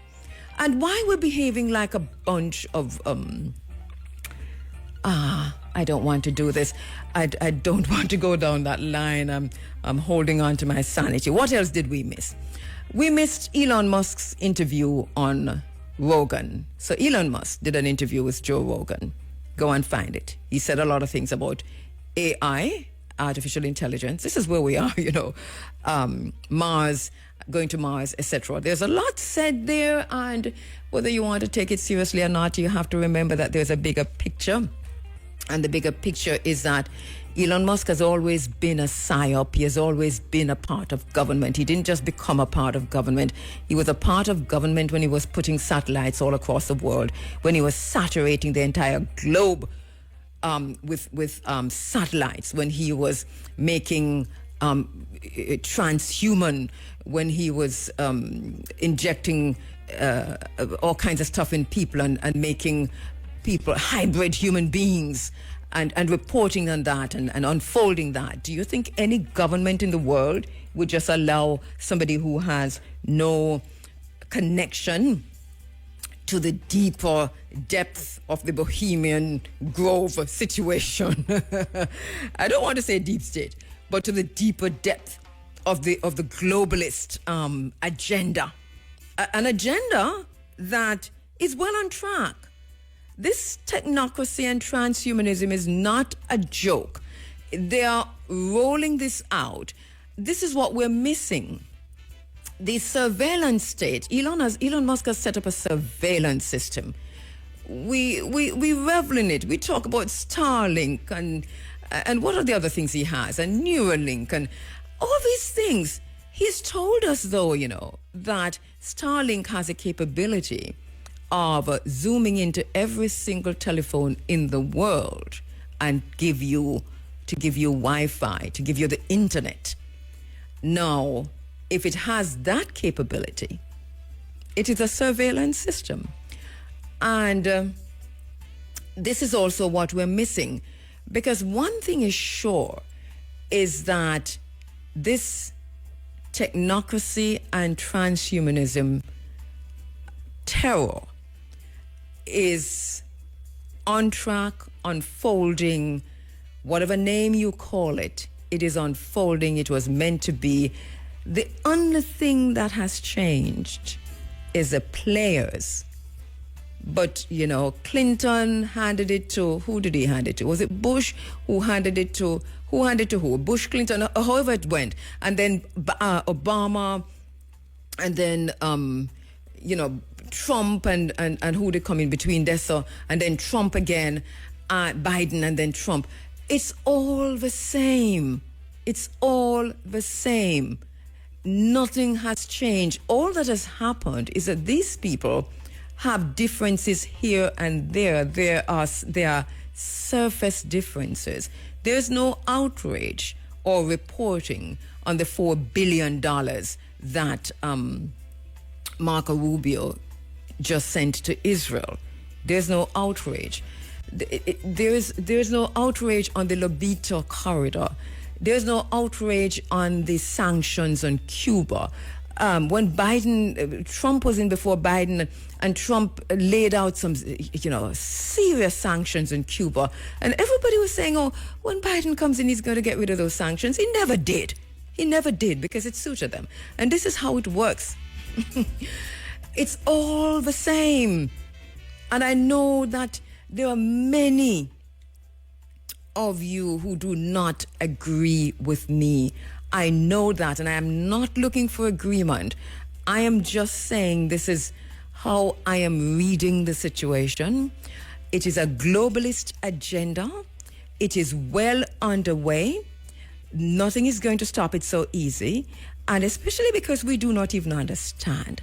Biden told us that we were at an inflection point, but this is an inflection point where that is defined by the rising influence of technocracy and transhumanism. So it's a change. It's an industrial revolution, if you will. It's a great reset. And this is why it is appearing the way it is appearing. So we're seeing how everything is interconnected. Everything is connected. We're seeing the increased reliance on the technologies. We see all of this coming out of the COVID-19 pandemic. We see the acceleration and the adoption of the digital technologies. We see contact tracing apps, biometric surveillance, AI-powered healthcare systems. We're looking also at the growing influence of the tech giants. They're all on the same page now. They're all Rosemary babies. It is what it is. Nothing has changed. And this is why I keep saying, for us as African people, Jamaican people, we have an urgency. And that urgency is not to try and compete with them, because we're not going to go down that road of demonic, devilish, autocratic, and if you even want, it don't matter what, capitalist and 2.0, neoliberalism tied up with technocracy, and people say those two things cannot correspond, but it's neoliberalism and neo-technocracy, if you will, into transhumanism. These people are globalists. They have an agenda. They're talking about dark enlightenment. They have already implemented about 40% of Project 2025. But have you read it? Have you read it? And the Democrats are not so much against Project 2025 as they're saying, because they lay the groundwork for everything that's happening. It is the bigger picture is what it is, which is we're moving into another time. This is a reset. It's a great reset. It has already happened. We are going to be dragged into it kicking and screaming. So our responsibility is to consider the simplest of things, which is, how do we remain alive? How do we feed our children? Where do we get shelter from? How do we access water? These are some of the simplest questions. Do we have enough food? This is where food security comes in. And we can talk about food safety. But because food safety is important because of what Bill Gates has gone out and done. He is one of those first persons who went to visit Donald Trump. And listen again to what he said. We played it here a few weeks ago. The plans he's got regarding food. They have redefined food. They have redefined vaccines. So what are we doing with the land that we have? Everybody who left them land, a country, gone into the urban areas. Go back home. Start planting yam. You realize a yam is scarce? You realize a yam If it not scarce, you can't even buy it. Yellow yam. Yellow yam is good for women. Yellow yam is good for menopause. Yellow yam good for cholesterol. Yellow yam just good for a whole heap of things. And yellow yam is a proper food. Now, yam is short. People stop. The older people have died out, and hardly any young people are plant yam. Right? And we need to plant yam and corn and plantain and banana, things that we put under the earth, cassava, and all of those things. And then we must protect our water sources. Our fresh water sources must be protected. Our oceans must be protected. We must have access to the sea. We must have access to the land. This is just at this simple level. Land, which will give us food and shelter, and the air we breathe, and water. It sounds simple, but it's not so simple when you think about what these people are doing. So I just want to kind of cap it off by saying I am not too concerned about the sound and fury coming from the players on the stage, which was the Oval Office the other day. I'm more concerned about the advances we're seeing in biotechnology and AI. If you listen to Trump, there's something that Trump said. You see that whole fracas that took place in the Oval Office? Did you hear when Trump said, we are going to, the deal we're going to sign is a mineral deal, and we need the mineral, the rare earth minerals, because we don't have enough. We need this for, he said two things. I can't remember the first one, but the second one was definitely AI. Did you think he just said that out of the blue? No. He's talking about the need to sign this document, this agreement with Ukraine is for rare earth minerals for artificial intelligence. This is where we're going. We're not afraid of artificial intelligence, but we know what they're going to do with it. And because of what they have planned, it means that we have to protect ourselves. And we can't be so engrossed and immersed in their little quarrels that we are not spending time thinking about how to preserve and protect our own piece of land, our water, and so on and so forth. Our concern should be more with what they're not telling us. These people are transhumanists. They're talking about life extension or no death at all. We see the newer technologies and the brain-machine interfaces. This is what they're doing. What is the end result of that? What are the implications of a technocratic elite shaping the global agenda? Because that is what is happening. How will the convergence of artificial intelligence, biotechnology, neuroscience, how will that convergence impact human identity and agency? Do not take the simple, this is where these people are going. It was always about transhumanism. I've been saying that from 2020 when they locked down the country for 2 years, that this was about transhumanism. What are the potential risks of these emerging technologies for us as a people? We're not thinking more than 2 years down the line. Elon Musk is talking about Vision 2030. The Vision 2030 was never our vision. I've been saying that from 19 or when. All right, let me take your calls. Hota? Hello? Okay. Yes, greetings. Greetings, Sister Kabu. Yes. What's on your mind? Lot of things. Mm-hmm. You're there? Yeah, I'm here. Just, just thinking, because we always have to think and we all have to look into things. Mm-hmm. Because there's so much things. Mm-hmm. So much things to touch upon and so much things. All right, one at a time. Take the first one first. Yeah. Mm-hmm. So as you were talking about the situation with Trump and Musk and the whole games them have been, can you notice them never elect Hillary Clinton at the time when she there running Donald Trump? Mm-hmm. No, because Hillary Clinton couldn't play them game. She couldn't play the game. Why do you say that? Because the game where Hillary Clinton couldn't play, you understand? Mm-hmm. She couldn't do certain things like what Donald Trump do and talk certain things that be a certain way like what Donald Trump talk. So who got out?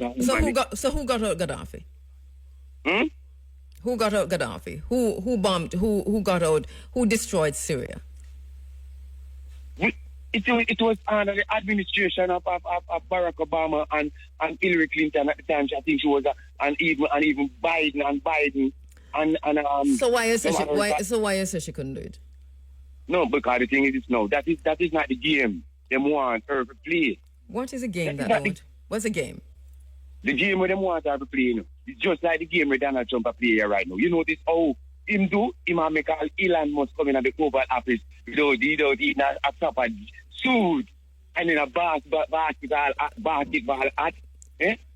You know what? Let me say something to you, because a lot is being said about Elon Musk not being elected and all of that. But the Democrats did the same thing. They had a lot of people around them who weren't elected. George Soros not elected. A lot of these people, Bill Gates not elected. And I don't have the names on the top of my finger, But I mean, they did the very same thing. It's just that we're hearing a whole different. The problem with us in Jamaica, I think, and I'm saying it generally, not just for you, is that we are exposed to a lot of the media that is Democrat controlled. In other words, the liberal media. So this media is controlled by the Democrats.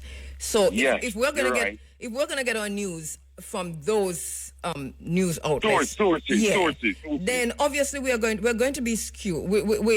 There will be no balance, and if we get it alone from the Republican-controlled media, it will be the very same thing. So that's why we have to go back. It's what David Wilson said this morning, that we have to go back to within ourselves. It is what we think and how we think and the principles that we have, and then determine how to judge things or to understand things that we're hearing. But Hillary Clinton might be a more devious person than Donald Trump, if you ask me. Yeah, I just said that, 6 and 1 half dozen is the same. We know that none of them is the same. Because we know, you understand who them is already. We know who them is and we know them agenda. Yes, and we know them track record. It's a reptilian agenda. And they're carrying it out.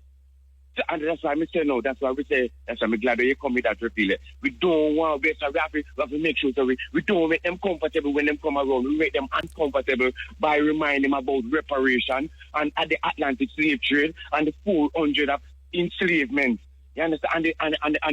And Berlin Conference. And at the same time, we are more concerned about our own self. Yes. Because our people first. In terms of how we're going to survive this that they're unleashing on us. Because this has been happening for years now. This not just start.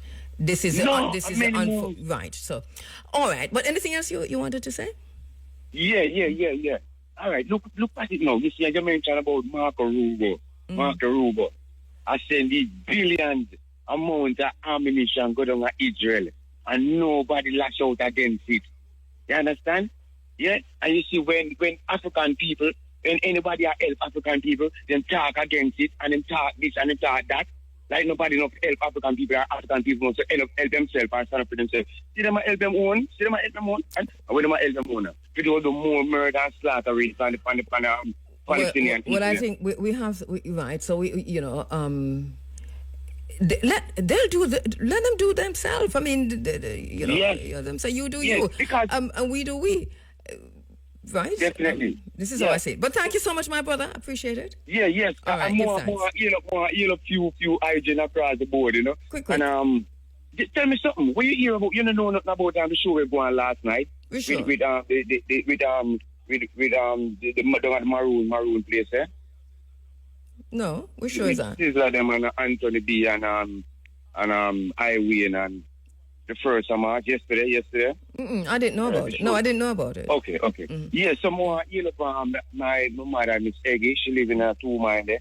Big her up, and because she working so long over these years with the system and all, she never stand up strong soon to get no pension. I know, but you have to quick, you know, because listen now, we have a lot of callers. I never look at Virgin Jamaica in the West. Rasta Virgin, usually tried long time with Muta and Profile and the whole of them Virgin there. Yes. And now when I look at Virgin Genius and I look at Virgin Gabriel and stuff there. So, give yeah, man, but I see, you probably, you know, remember my voice, man. Remember your voice, man, but say your name so that them know who great them. I Janai, man. I Janai. Give thanks. Give thanks, my brother. Do I praise up for me?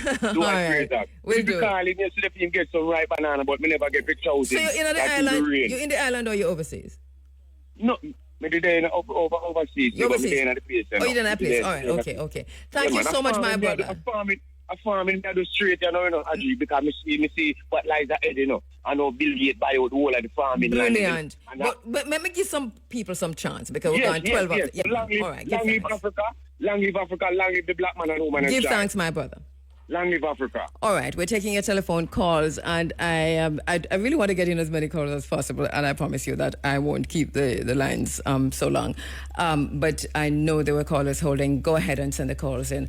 I'll take them as they come. 876-618-0352, 974-5051, 5079 and 5043. So 876-618-0352.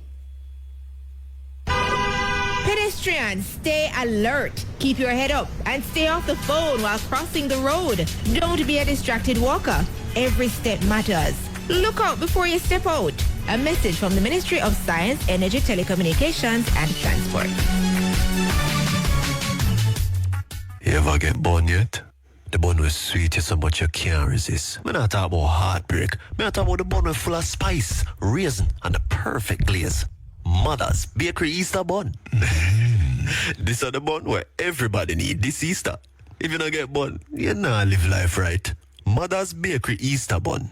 Get the best type of bun from the right people. Mother's Bakery Easter bun. The bun you have to get with love in every bite. Available in select supermarkets. All right, let me go back to the phone lines. Hello, good morning. Yeah, good morning. Yes, greetings. Yeah, greetings. Yeah, Raspal here. Greetings, my brother. Yeah, the previous caller, it's just like down here now. For instance, if you notice the government are down here, licking made with leeching and say 5 and 4 and them thing there. So it's just a trend where a man not elected. A man just want to have some money where him support a party there, support the next party, or which party him support. Well, so and good point, because if you look at the Ministry of Economic Growth and Job Creation in Jamaica, you'll find that a lot it's stacked with people called, I think, ambassadors, or they have all kinds of titles, but none of these people are elected. And this has been going on for a very, very good while now. And Jamaican people don't cuss over it like what them cussing Elon Musk, you know. Yeah, and they might get to Elon Musk and right. But that is a thing where Jamaica can't even, not even a tip a change, Jamaica can't. US foreign policy, Jamaica can't do nothing about that. I think I agree with you. So Jamaican to deal with what happening at Jamaica right now. Yes. Just like how you see the big man them a get the land, the farmland them to build house pan and sell foreigner.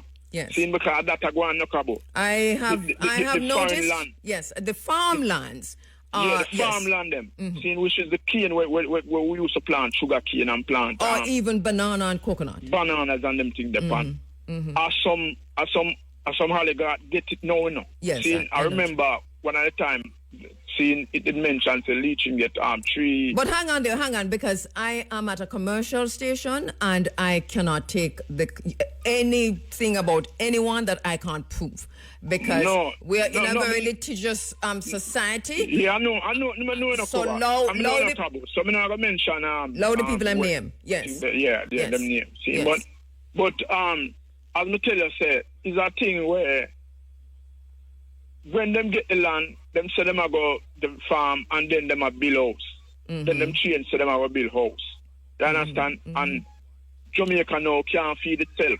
And that is supposed to be a crime against the people of Jamaica. If you get land if you acquire land to farm and you change to build a house, that the two things are so far from each other that it should be a criminal act.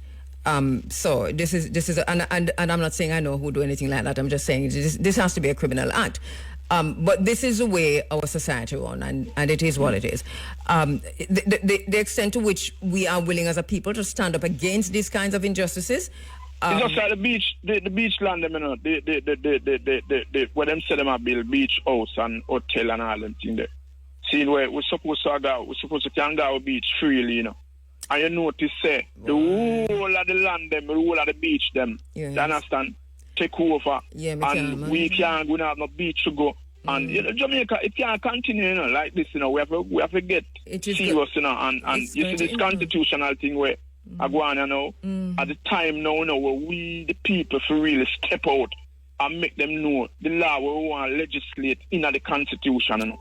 You understand? We have to be careful that we don't become tribalist, because everything is being tribalized in Jamaica. It is frightening. Yeah, because of that I want to know. If you notice, after trend in 1980, a comeback, you know. Yeah. You know, where people don't want to stand losers, you know. You remember the last election, the last local government election I run. Yes. The one that side they are saying win, and the next side after them win. You know, so we don't want people them tribalize the people again and get the people them on that level the way neighbors are fight against neighbors. To one as a PMP and one as a GLP. Yes. You know, we don't want back that's why I make sure one them in a Kabu. Yes. One the politician them, you know, we don't want back them thing they in a Jamaica. And they have to, and you know what, my brother, they have to stop it now, because it is, we see it, you know, we see it coming, we know it's coming. Listen to them talk. They are riling up the people along party lines, and it's a Pavlov dog kind of dog whistle situation where people are taking sides not because they're thinking things through. The Portmore situation is one thing where it is so vitriolic that you can't see red, you can't see orange for green. And then we look at the SSL situation, that is also vitriolic, and we can go down the line and just name there has to be a point where those who are in leadership position stop themselves for the better and for the good of a nation. I'm going to say this to my people of Jamaica and in the diaspora. Look here. Most politicians just going on themselves. The people want to live with and want to grow with in our community. We know them before most politicians, you know, because the politicians them bring people come in our district or to represent, you know. So we must always look and say wait.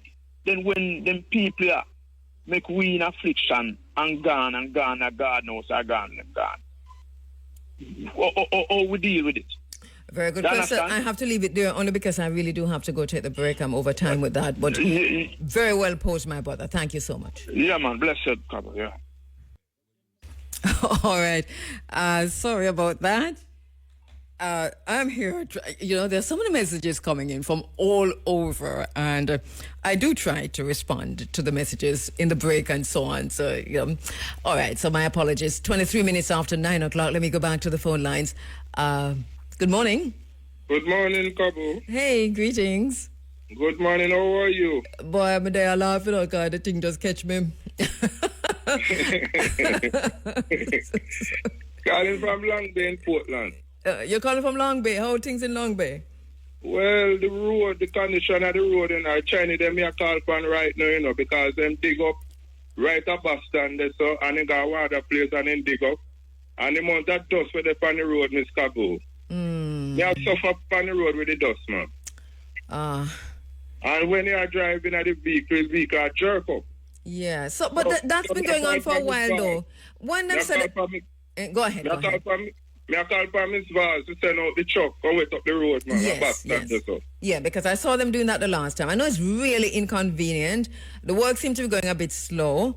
But I know that this is what they normally do, kind of, have the water truck coming through and wet the roads. So, Action Ann, Long Bay, Portland, asking you to send whoever it is. But no, the parish council are the road people.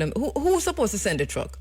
Is it who parish council can send it out. And Miss Vaz can send it out too. All right, so you're going to the... Right at bus stand there, so. Right at bus stand there, so to Walpen. Yes, then dig up this area here, so. They go another place and then dig up and then stop work. All right. So, and I just said I reach because a long time. All right. So I'm sure they're hearing you. Thank you so much, and I hope that you have no respiratory problems from that, because I see how bad it was the last time I was out there. Yes. Anything again, Miss Kabu. It's mad if you're sick and go to the hospital. Tiny region dead. Got the road rocky. Right at a bus stand there, so. Boston corner. Yeah, Boston. This is all across Jamaica. It is what we put up with it, boy, I may tell you, we've been putting up with this. This is structural violence. This is violence against the people by the state. This is a serious kind of violence, and I'm talking about this especially because, my brother, you talk about if you have to go hospital, if you're sick and have to go hospital before you reach, you're dead. And this is basically what it is. I want to see people in vehicle, Miss Kabu. Dirty dogs all over and people in vehicle. Hi, my brother. Dogs all over. When I look at the people in vehicle, I think a white vehicle. Dogs all over. I don't know what to say. People are sneeze, people are cough. That's not good for people, man. That's not good for people. No, it's not. And I'm sure that they're hearing you. So the least you can do right now, Action Ann, is to send a truck for Sprinkle Road. My brother, thanks for calling. Yeah, and thank you for your time. Yeah, no problem at all. Yeah, man. All right. I know it is the cry across Jamaica. I know that there are some plans in place to fix roads across Jamaica. And I know that, I cannot go through and see that some of that is happening. But one thing we notice is that a lot of roads are being fixed without proper drainage. So the next rain, and then I hope something is in place now to ensure, say, the money not just go to the contractor, them do the least that them can do, pack it up with mall, put the green, barber green or whatever up on the top, and the next rain, it's a big problem. So that is our thing. It's such a pity that there's so much corruption in Jamaica. The amount of time roads and bridges and so on fixing in Jamaica. What if there was no corruption? Let me go to the phone lines. Hello, good morning. Morning, Sister Angela. Yes, greetings. How are you doing? It's Kabu. Kabu. I used to the Angela from day one. I know. You have two more chance to get it wrong, and then the third one you have to call me by my name. All right. When it comes to you and Muta. Yes. I'm Sister Clara J. You have to be good enough to carry Jamaica roots and culture this far. Everybody do the part, but you want to carry it wider. Thank you, my brother, on behalf of all of them. Yes. Yes, when it comes to the Africanness. Yes. Yeah, Muta, then Amber, then Grover J. Thank you so much, my brother. You have to be good enough for that. So from the year start, I first may I get to say hi. So keep up the good work you're doing and all the best to you. And to you too. But I'm listening every Sunday. Rowan Johnson. So you're not Rowan Johnson. From Atlas. So you know, all right. Ever yes. Give thanks, my brother. So just continue to keep up the good work. Much appreciated. And to you too. All the best for the rest of the year. All right. All the best, Thing. I'm just saying, a lot of time we are in Jamaica is blaming the politician. It's full time we blame ourselves because we know that they're not doing better and we're still voting in them back. So you're saying that we're complicit. We have to take some of the blame. Yeah, we have to take some of the blame. Yes. But there's no way you have somebody who's doing wrong and you know, and then you go keep on putting him back in power. What? So that person is not going to take us for a fool and say, sure, these people don't want nothing in life. I agree. What's the alternative? Huh? What should we do? it's full time we stand up and said, no, we have to get rid of this person because we can't take favoritism. Because, okay, I'm going to say no, I support the for years I've been supporting the Jamaica Labour Party. Mm-hmm. And in my year, I realized that our MPs are doing nothing good for us.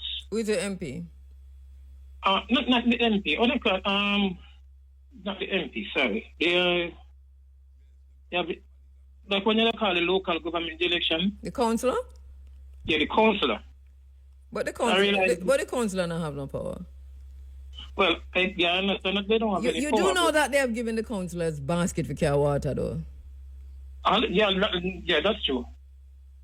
But I notice you don't want to tell me who is your MP because you... No, it is in center, but I don't really know the MP. Okay. I really don't know the MP so good. Well, maybe that explains it. You don't even know who the MP is? Yeah, I don't really blame them, because I said... You blame yourself? I have to blame ourselves because I hear people cursing. Like I said, I don't enough time cursing. I said the MP is not doing nothing. Yes. So I said, well, I don't know him. I can't curse him. I would have sit and have a reason with them. So who paying him? A lot of people now in the community saying the MP is not good. But who paying the MP? Who pay the MP? Well, and not only that, they just get themselves a lot of raise the other day. So they get themselves salary increase. Yeah, I get it. They get themselves salary increase. Then all them for go on with so much money and then tell we say it'll go be better, and then all of a sudden you don't even know who is the MP. See the MP and the situation remains the same, if not worse. That's true. So them give you a 6 for 9. Yeah.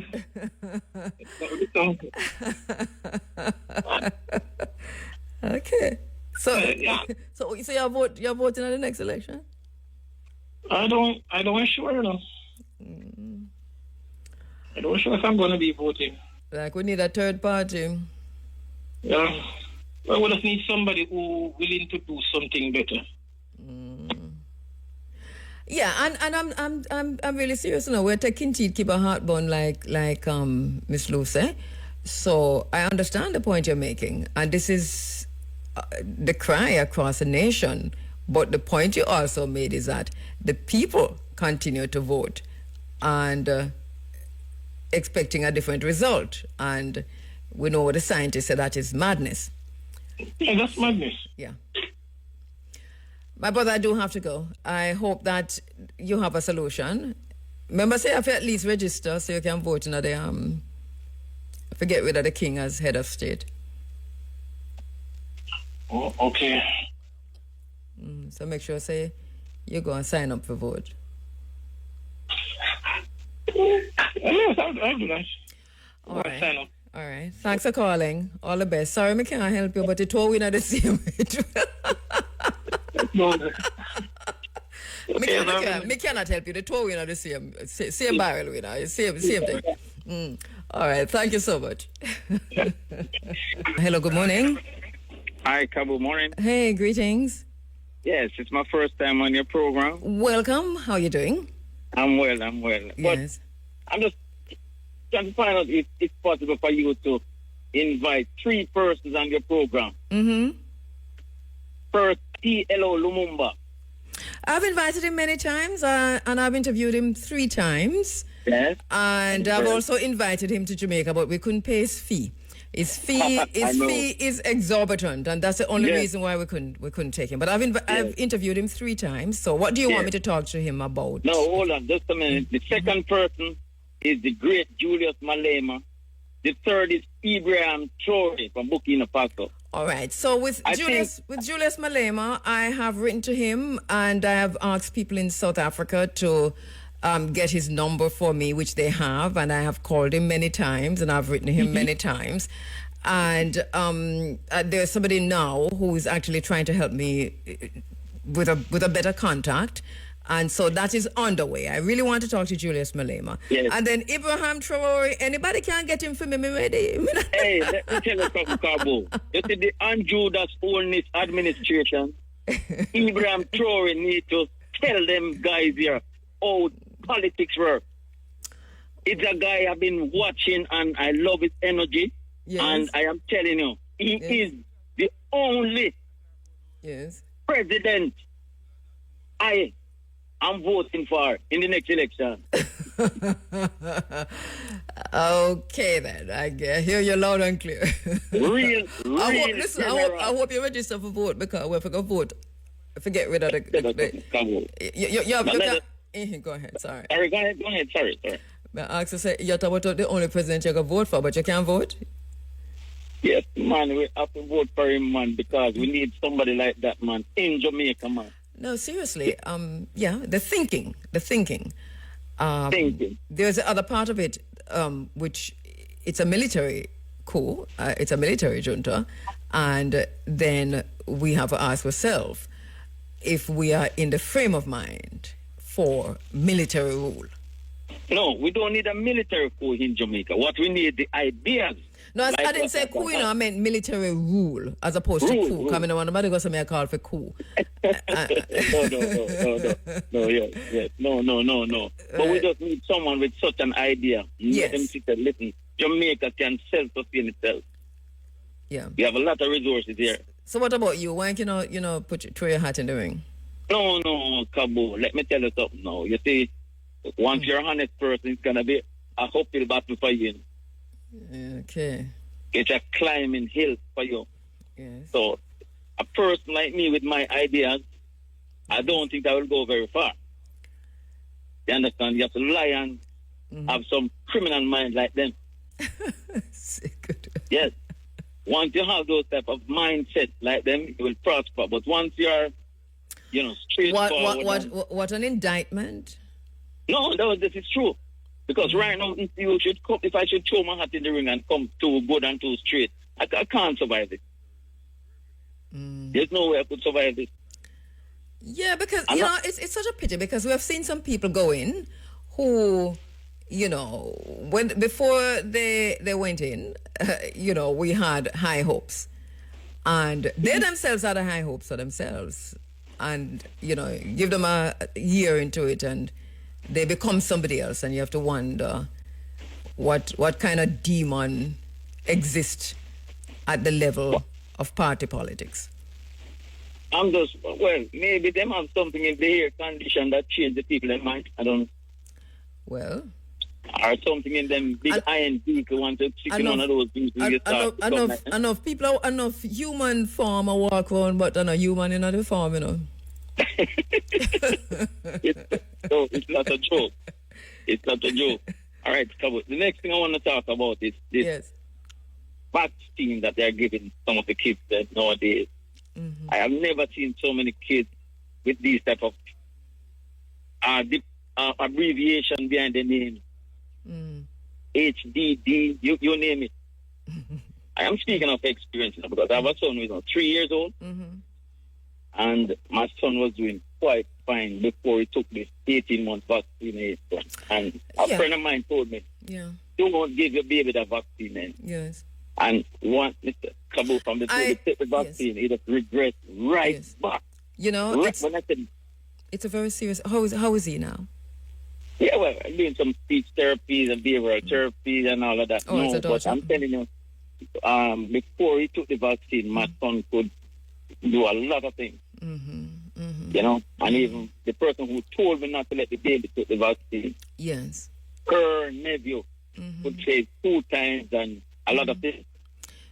My brother, it is serious. The pharmaceutical companies have bought the ministries of health around the world. They have bought the private sector, and they have bought a lot of medical doctors too, and they have bought academia. They sponsor the research and so on. And they are deep within the murder because it's really medical apartheid. There's a book called Medical Apartheid, and there's another one called Crazy Like Us, the Americanization of the global psyche. And these two books, speak specifically to the mafia, which is the pharmaceutical companies. With RFK in the United States, I don't know if it's going to be another situation where what we just talked about a while ago, that you go in with high hopes and you come out being one of them. But I know I hear him, he's been talking about this for a very long time. I've had many conversations with him by text over the years, and especially during the COVID period. So I know exactly, well, I can't say I know, but from what we seem saying over the years, he seems to be going up against the pharmaceutical companies on this matter. But notice what's happening in America now. They are manufacturing a measles outbreak. Now, and if you check it, it's not much different from in the same way they manufacture the COVID. Yes, I know. So, and they're doing this deliberately. This is a pharmacy. This is a big pharma with those that them pocket. It's phenomenal what is about to unfold on us. There, but just to say, obviously now that the vaccines can hurt your child. It's been hurting and hurting a lot, because right now I can tell you, even when I took my son to the speech therapy, I have seen so many kids, and it's alarming. See how many kids nowadays. I'm so sorry to hear. Yes, these kids. And most of the stories are similar to mine. My son or my daughter was quite fine until he took the 18-month vaccine and don't himself stop talking, stop this, stop that. Yes. But who can we call on? Because I spoke to one particular person, and they were telling me, you have to get an independent doctor. Kabu, let me tell you something. Which independent doctor is going to stand up now and say, boy, listen, man, it's the vaccine. It's the one drunk or same wing. It's going to have to be I see. You remember what happened in Nigeria and some other countries. I've done so much work in this space on vaccines and carried all of the class action suits and the suing and some that have with them if you apologize, but it's years after and so on. It's a hard battle to fight. I know. So I don't know what to tell you apart from, well, you have information now. You'd have done a lot of research, I'm sure, and can probably know how to move from here. But the bottom line is that the pharmaceutical companies have the ministries, all of the ministries of health around the world, globally, locked in place, so that if them come with a vaccine and decide that they're going to this vaccine that is called sorry, my phone is, I'm sorry, I didn't put it on mute. But this vaccine that's called Depo-Provera, which is not really a vaccine, but what do you call it? Birth control. But it's an injection, Depo-Provera. Remember, it was our mothers, not our grandmother, it was our mothers who they experimented on with Depo-Provera, because our Ministry of Health deliberately held from the people of Jamaica, the women of Jamaica, that they were being used as test subjects, as guinea pigs for this birth control Depo-Provera. And it was Jamaican women who they tried this on. So what a baby dead in childbirth or dead before it come out or born deformed or whatever, it was our mothers that they tried this on, and the government of Jamaica kept that from the women of Jamaica. It is just a few years ago that vaccine was given the go-ahead in Canada, just a few years ago, and our mothers have been using it for years and years and years and years. And nobody up to this point has taken responsibility for the fact that pharmaceutical companies use Jamaican women as guinea pigs for Depo-Provera. This is how bad the situation is, my brother. I don't know what else to tell you. My final question to you. Is it a must we have to take this vaccine or give our kids this vaccine? But how are you going to get the child to school? It's not a must, But the way they have done it is that they tie it into return to school. So this means that you now find yourself with your back against a wall. And if you don't do it, then them send your child from out of school. This is how serious it is.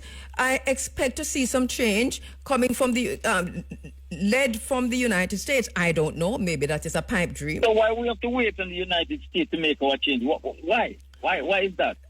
Because it is determined, a lot of these vaccines come through the United States, and it is part of the U.S.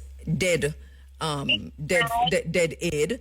And anyway, I say USA, just know that it is not good for us. So all of these vaccines come on U.S. aid. Aid comes with a bomb. This is basically it. I don't know what to tell my brother, but we've been fighting it for a long time.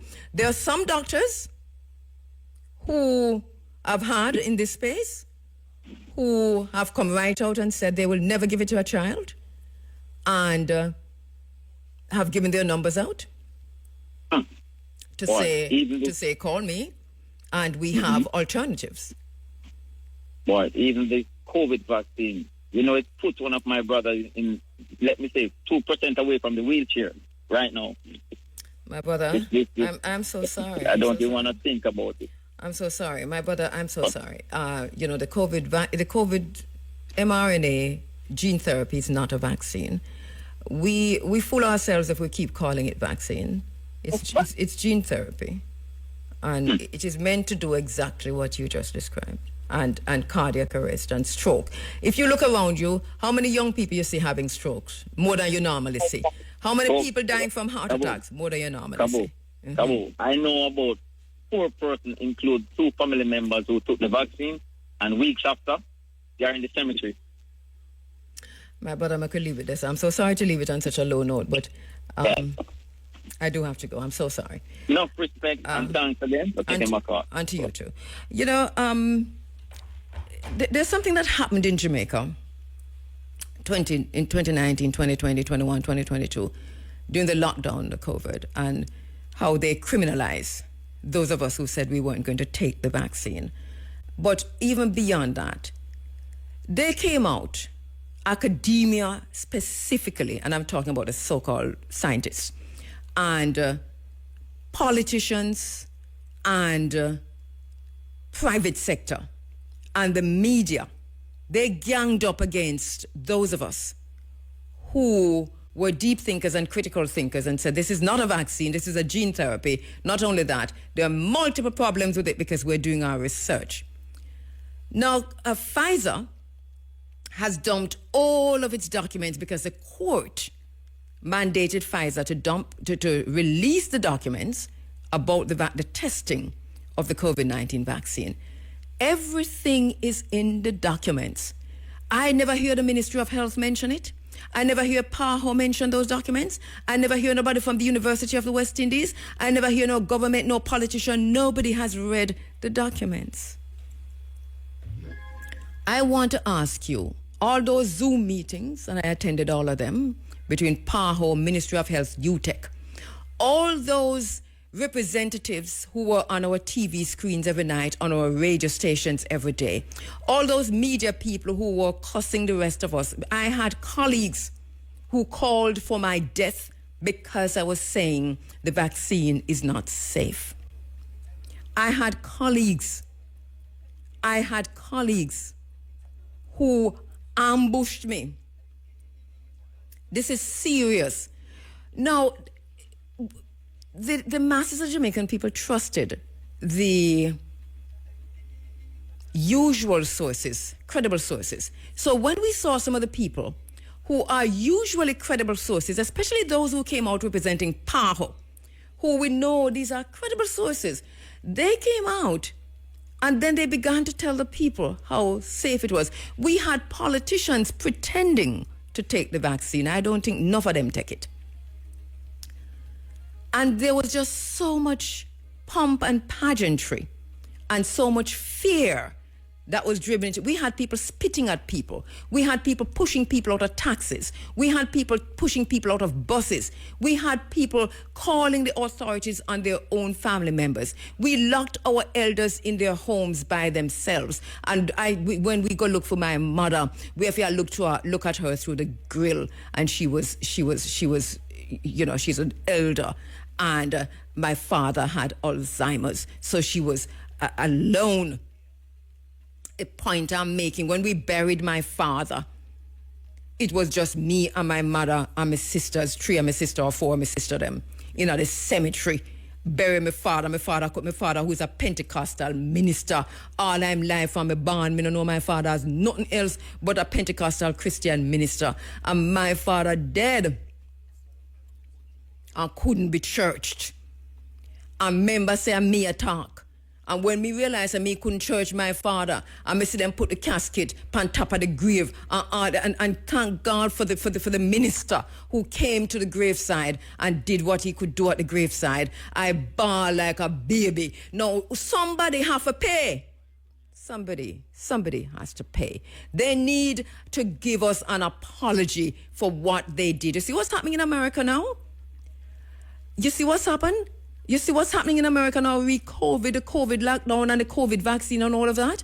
Jamaica, the Ministry of Health, the Prime Minister, PAHO, the University of the West Indies, UTEC, academia, the private sector, you need to... Where are you? Where are you? Where are you? You all came out in droves to tell us how wicked and terrible the pandemic of the unvaccinated. But for ancestral protection, I would have been killed speaking truth to power in this space. Somebody have to pay. Are you going to tell you why somebody have to pay? It's not so much even for me. It is a fact that we buried my father without him going into a church. Understand what I'm saying? My father was a Christian. And whether I believe in or what my father believe in, but my father was a Christian. And my father was a minister. All right.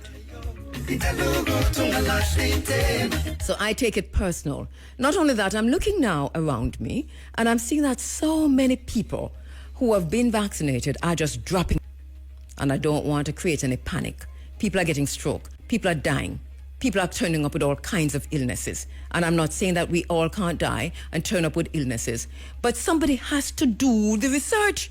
Where's the research coming out of the University of the West Indies to show the University of the West Indies owes us an answer, because a research needs to be done now to follow the vaccinated, to see how many people were vaccinated, over what period of time, how are they doing now? Where is that research? University of the West Indies. Where is that research, PAHO? Where is that research, Ministry of Health? And this is why I asked a question earlier. The same people who told us about the vaccines, COVID-19, and locked we down for 2 years, we are going to believe them on anything else now? How come we're believing them on so much now? How come we're agreeing with them about Russia and Ukraine? How come we depend on the same side where them depend with anything at all? We not depend where them depend. 3 minutes to 10 o'clock. We're going to stand up for ourselves. We're going to think for ourselves because we can think. And we do not need their brainwashed education, miseducation to think. They want us to believe if we never go through them doors that we can't think for ourselves. But we were born thinkers. And one thing we can do is think for ourselves. So this is how I'm leaving you. We are on our own. Nobody's coming to help us. We're going to have to pull ourselves up by our bootstraps, do what it is that we need to do to survive. We're either going to survive or we're going to die. And it's going to be murder. Because we're not choosing to die. They're killing us. But at some point, we must take a stand, even if we're sitting down. Which is how I say goodbye for today. I'm making way now for Talia, who's coming in for the big A. I'll see you next week, inshallah, all being well. It's Ramadan, by the way. Ramadan Mubarak. Well, good. Thank you so much to the team. Where did I put my file?